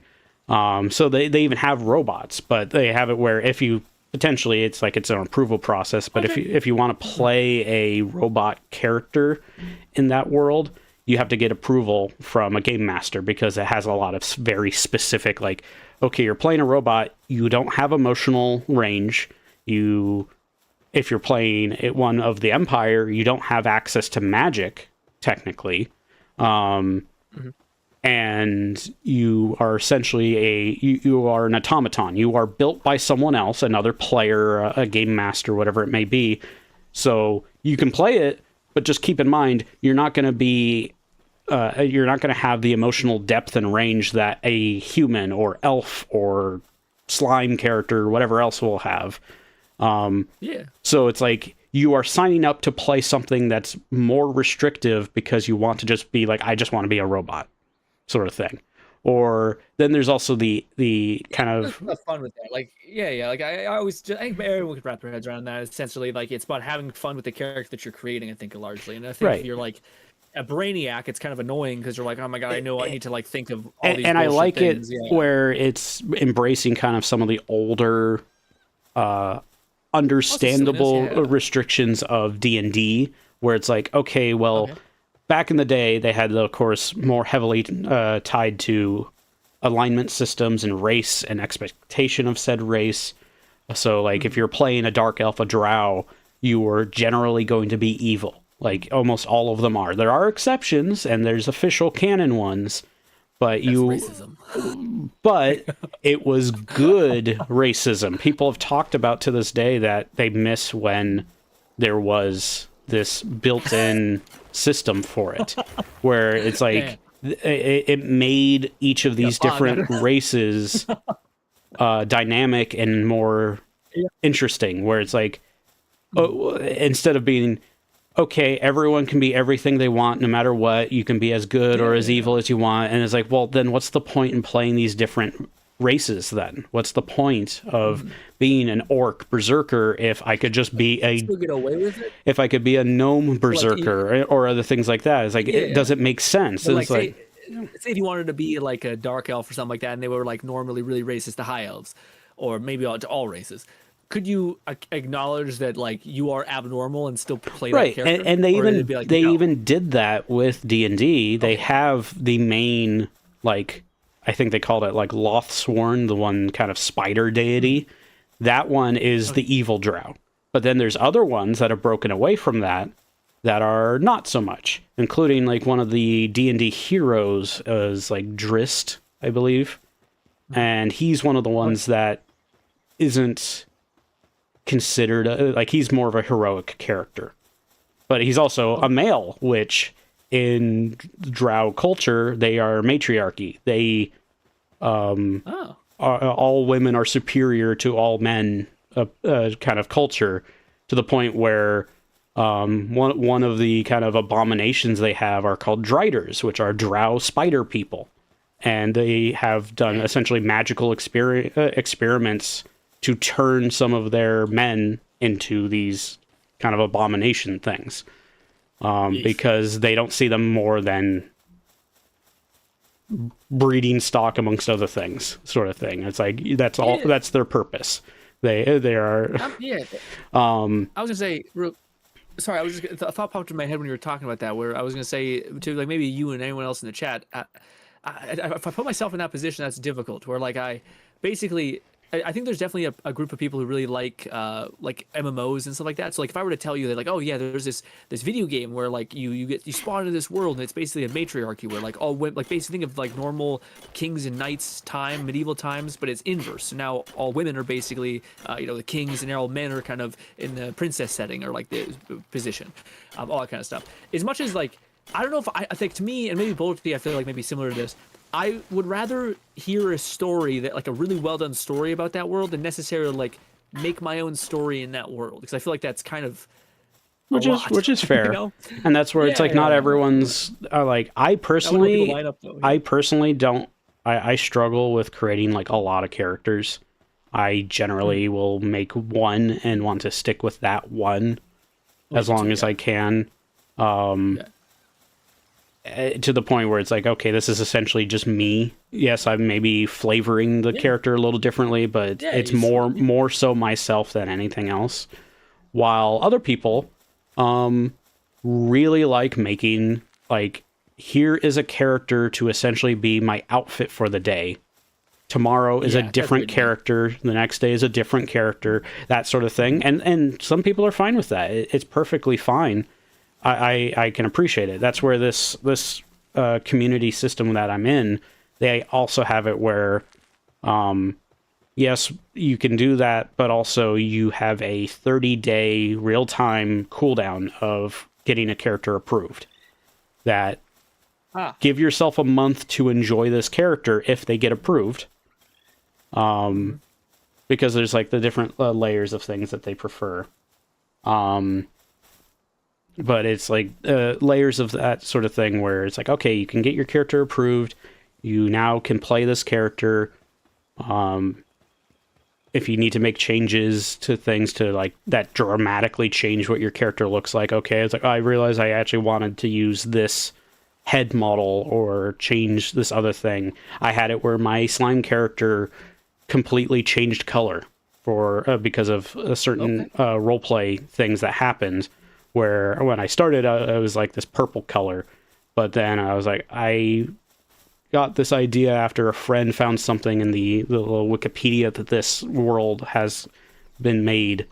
I was like, here's this thing that you could potentially have. I was like, and I thought about it, I was like, yeah, it seems reasonable that a slime character could change their color / consistency, what they're made out of, with an abundant amount of this, whatever. Like the whole thing that I talked about is like, okay, to kind of recover, regenerate, reform, if I'm near a compatible body of water or other fluids, I could absorb it. But like, it becomes the new mass, but it's also, well, what if it's potent and magical energy? Would that change the character? So that's what I had happen with the character. Ooh, that's fun. Yeah. That's really cool. So I was gonna say, I gotta use the washroom real quick. I can still hear you though. But Rip, if you want, I was gonna ask you also if you have seen any cool YouTube trends recently, or like what you've been watching on YouTube. In terms of what I've been watching on YouTube, I've been keeping up with stuff for Warframe, where we just had TennoCon very recently. So they teased a new female equivalent to Frost. So we have a new Ice Warframe, a new Ice and that theme coming. We have a Banshee rework coming up as well, which is going to be cool because a lot of people felt Banshee was very heavily, not necessarily bad. She's not in she's not powerless, but she's kind of boring to play. So they're working on a rework for her. They're also got a deluxe skin coming for Banshee as well. We got confirmation of the next Prime, and it seems like they're going back to a female male pattern, where it's, rather than just being exactly release order, it's that order of which one we're going to release at a time. So we've got Citrine coming up, which I'm looking forward to, because boy is the Citrine farm difficult to get through. So it's always funny when it's like this, to get the standard Warframe is far more difficult than getting the Prime version for many people, at least while the Prime is available, while it's not vaulted. What else did they show? Of course, they showed we're going to. Sounds awesome. Yeah, we're going to a new star system. So we're going to Tau with new planets and new enemies and new engagement stuff. They did a 30-minute or something gameplay reveal where they showed off a new Warframe called Briscoe. He is themed as like a detective. So he even has like the noir detective inner monologue. And his inner monologue's voiced by Matt Mercer, which is a lot of fun. He's, of course, the guy from like Critical Role and a lot of good voice acting work and everything else. So I'm excited for it. I also like the detective thing, to the point where it was inspiring. If I'm going to make another character later, I've talked about wanting to make a detective kind of character in the world that I'm playing in with the RP community thing. You gotta have something like that. You gotta have some sauce. But I was gonna have it be fun, where I was also like planning out some other things. I was getting like a mix of inspirations. I was seeing art of like Tau characters from Warhammer 40K, and I was like, I kind of want to make a character based off of this, but make it like fitting into the world. Also, thank you for the redeem, Bolty. So what I was thinking of doing was kind of based off of how that character looked. Tau are kind of this like fish, amphibious, blue alien race with like high tech stuff, which I'm not going to have the tech, but whatever. But it made me start thinking of like other ideas, and then I saw elsewhere where they have like in the Sims for this roleplay thing. Not everyone gets like they're gonna have like NPCs, but they're pretty much like almost cardboard cutouts, little standees of. I think it ends up being AI generated stuff, but it's still fine. It doesn't bother me much. But one of them around the kind of Beast Union city, there was like a frog character. And I've talked about it, where one of my favorite characters from My Hero was Froppy, Suyu. I'm still waiting on that figure. I'm not sure if maybe we finally got it and it's just maybe it's going to be a birthday present thing, as far as I know. I don't know. But the delivery kept getting delayed. Where I showed you is that cool figure where it looks painted like it's from the anime. Like it's got the, like that very unique painting method, which is really cool.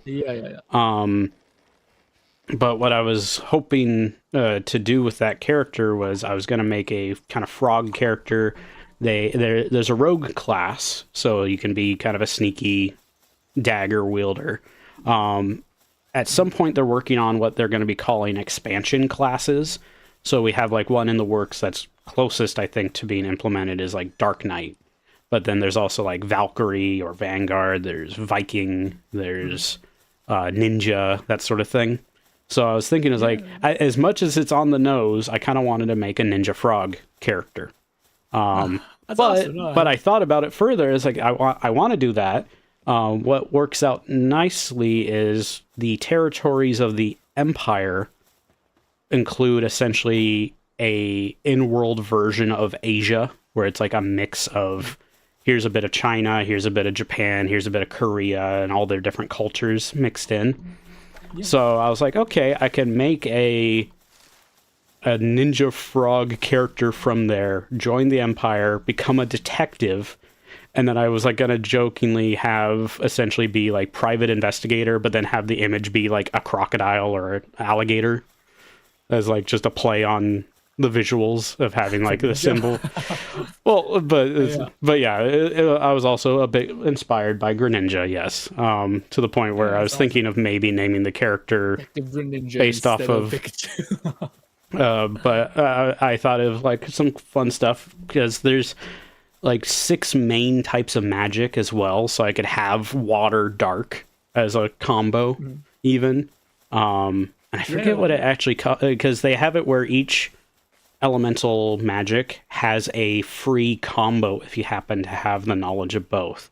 So for, like I mentioned, fire and wind made lightning, water and wind makes ice, and other stuff like that. They have it like light and wind makes sound, etc. So it's that kind of interesting combos.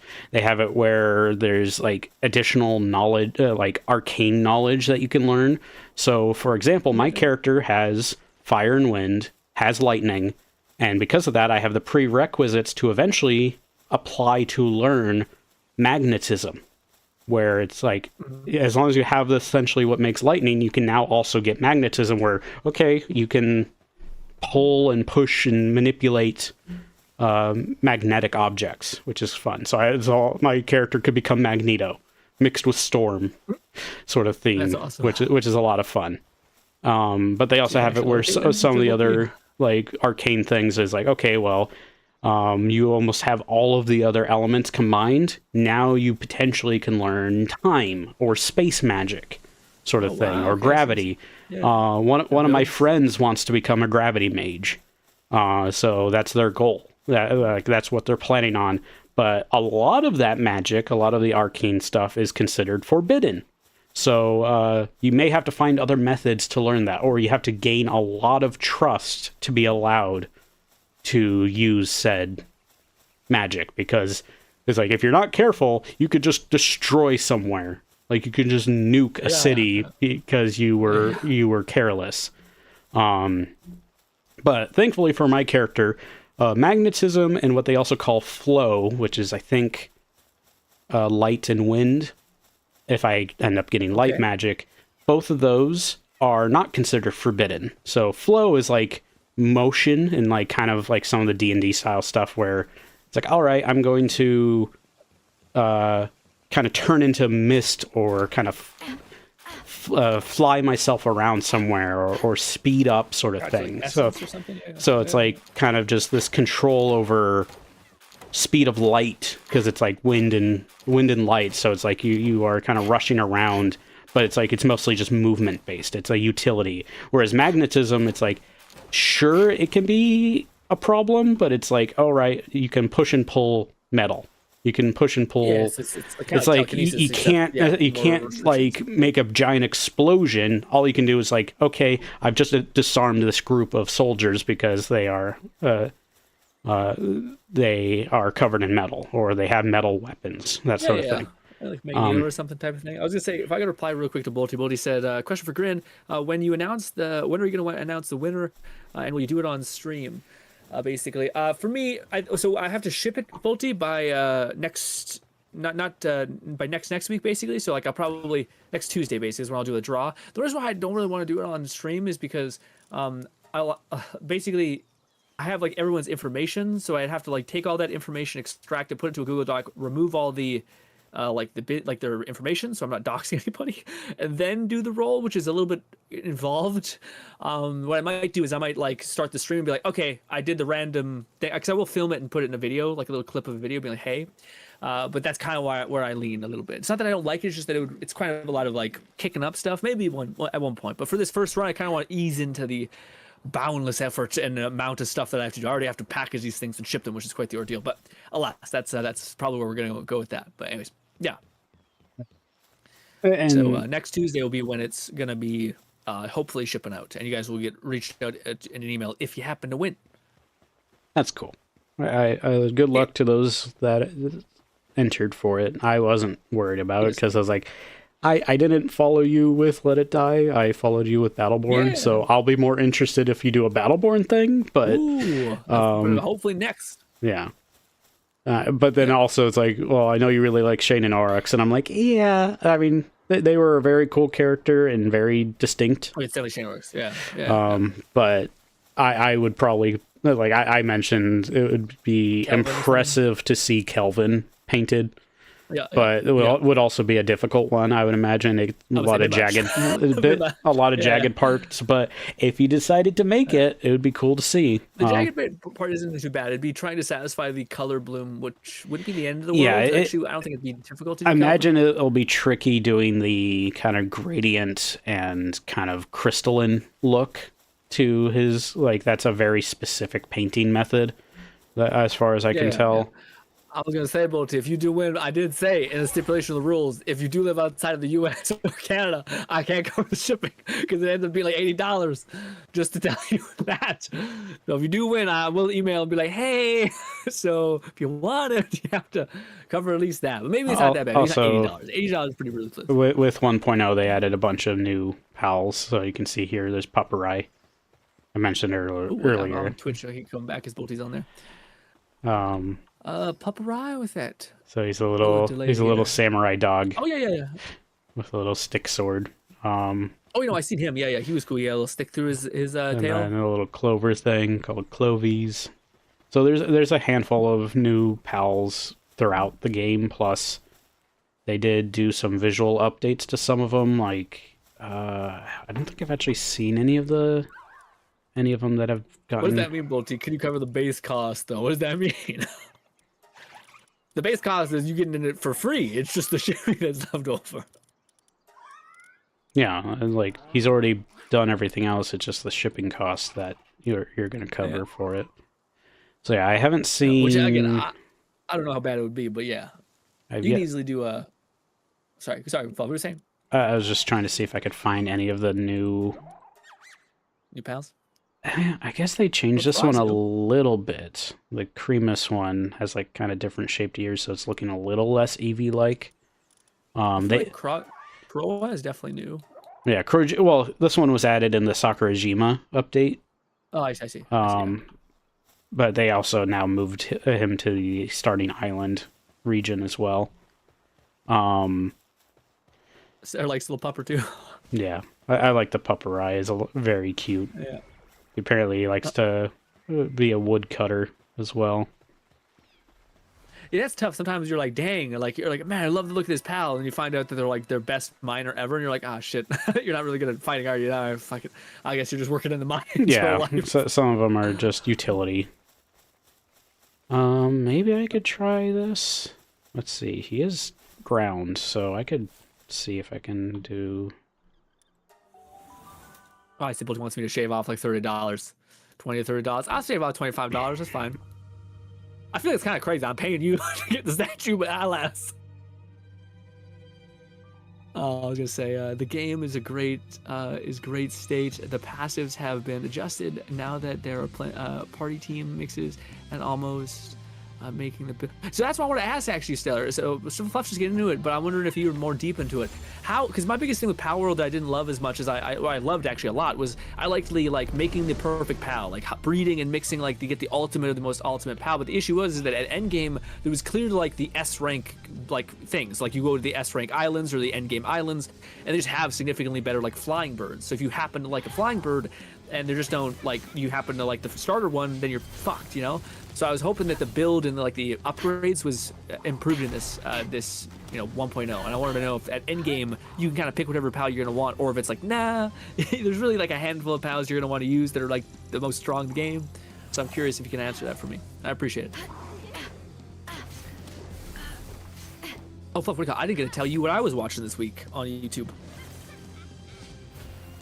Yeah, go ahead. Oh, are you there? Oh, sorry. I was gonna say, man, I have went down the rabbit hole in a whole crazy way, man.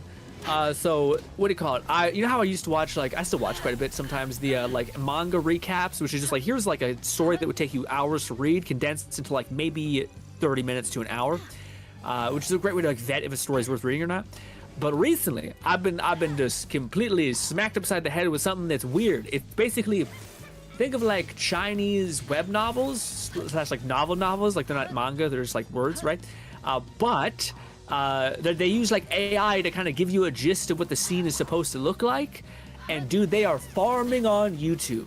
And it's funny because like the Japanese like weird, not Japanese, sorry, Chinese like culture differences are interesting, but like it's always the same story, which is basically like a wife doesn't talk to husband for like 3 years, then proceeds to cheat on him. Then for whatever reason, the husband is like a fucking monster and is like totally okay with it, and he just leaves her, and then it's like she ends up regretting it a lot, and then you just watch her like her whole life fall apart. And it's just that, but remixed 1,000 different ways. It's crazy. It's crazy. And I'll be honest, it's kind of like a car crash you can't look away from. A little bit. You know what actually is exactly what it is, which is deeply fucked up? You know some really fucked up hadada? You know, like internet iconic, messed up hadada? They might start with an N and end with a TR. Basically, think of that. Oh, my favorite gotcha game. Yeah. Think of that, except instead the horrible act happens and then the guy dies, gets regressed a year later before he meets this horrible person, then meets a different person happily ever after. That's basically the premise. Remix as well, 1,000 times. I see. It's I've watched like 3 hours of this, and it's like for sure slop, but I can't, it's like a car crash I can't quite look away from. You know what I mean? I'm reminded because so because Jesse Cox has a newer YouTube channel called Too Old for This, where he kind of the premise is just watching stuff from like on YouTube and otherwise, and then kind of coming to a conclusion is like, is he too old for this, or is this for him? Is this not for him? And he's recently talked about like there are some really weird like content farm things where it is just like the same thing over and over, and some of it's really meant to be like eye-catching and designed to be like hold your attention as long as possible, but it's also like for the younger generations that need that like constant stimulus and other things. And and it's a wonder because a lot of them like are like supposedly hyper successful and they have a ton of views and they're probably making a ton of money, but a lot of it feels like it's very disingenuous too. For sure, yeah. It's formulaic, yeah. And especially because then you start seeing that it's like all the same. It's like even different channels have the same exact stuff, whether it's AI or not. So it's this kind of it's frustrating. Yeah. Well, it seems like it's kind of indicative of the dead internet theory, where like it's all just a bunch of AI bots copying each other and like watching the videos and shit. Yeah. But also, real quick, I was gonna say, Stellar says, indeed, that was a problem. Basically, you couldn't get anything better than Jet Dragon, but the game has improved because they've added passives that make a big difference. Basically, better able to focus on your favorite. Okay, that's awesome. Okay, so passives make a huge difference now. And, Yes, beforehand it was like damage, and they've like the only reason why improved like the you should focus on that. passive system. They've added new ones, like that. For example, my party has, oh, that's the Mind Foreman. There's infinite stamina, which ironically is only for mounts. That doesn't work. They have reload speed now. They have a bunch of other ones. Healing Coach, where you get your own player regen improved. Other things like that. So they've added new passives. They made it so breeding is all the more important to kind of really shape your pals the way you want. They have a bunch of other layers to that sort of thing as well. Okay. They've made it where it's pretty, like, yes, certain pals have innately better stats, but they have the systems in place where if you really like a certain pal, you can improve them more. You can make their stats improved, you can make their combat capabilities improved, you can teach them new moves, and have those things. We talked about this last time. Right. I was gonna say, to me, the fact that modding exists for this game, I think that's something that, like, I'm sure that's gonna be a mod out there where, like, you can just take, you know, save some of that. You know, I think it's one of the things that was kind of a pain in the ass in the game, where you have to actually, like, go to certain tree farms, like they drop these like special dragon fruit or some shit, and then you would, I don't know why, I forget why we did that, but we do it to get some sort of power up buff. I feel like that'd be cool mod if you basically the trees were just feed them getting for one. ability fruits, like. So I have like the Shadow Burst, I have Tri Lightning, Seed Mine. I even have an egg and stuff. So yeah, it still exists. It's still part of it. Yes, there's mods to make it easier. There's mods to do all sorts of things. But anyways, I do think we should probably wrap up here in just a moment. But yeah, I would say it's a lot of fun. I love the new PAL designs. They've also improved or changed a handful of them. So like Verdash does not look like green Cinderace from Pokemon anymore. They actually they completely remodeled it. It's just a different. It's just like this little green bunny character that doesn't look like a specific Pokemon anymore, which is cool. So there's been a handful of them that have visually been changed. There's all sorts of new pals that they tease. There's some really cool ones. Of course, there's the handful of furry bait. There's all those ones because they know their audience. They know what people like. Well, for sure, tapping into everyone's interest, But I would say that, I can't wait to play it, man. Yeah, I look forward to doing so. I don't know if you're planning it this week or sometime soon. Yeah, probably this week for sure. Yeah, probably this week, Thursday, Friday, Saturday. I hope I'll be able to not drag ass and actually make ground. Yeah, so it's been fun, and it was good talk. A fantastic night. Sorry, Fluff. Yeah, it's all good. I just wanted to say goodbye. All right. Yeah. All right, enjoy the rest of your night, buddy, and everyone else in chat. Thank you kindly for spending some time with us. Yeah. All right, bye, buddy. Take care. So thank you all for joining us. I will see you tomorrow for some more Warhammer Wednesday with Rogue Trader and such. But until then, y'all have a good evening, have a good night. I'll see you next time. So until then, bye for now.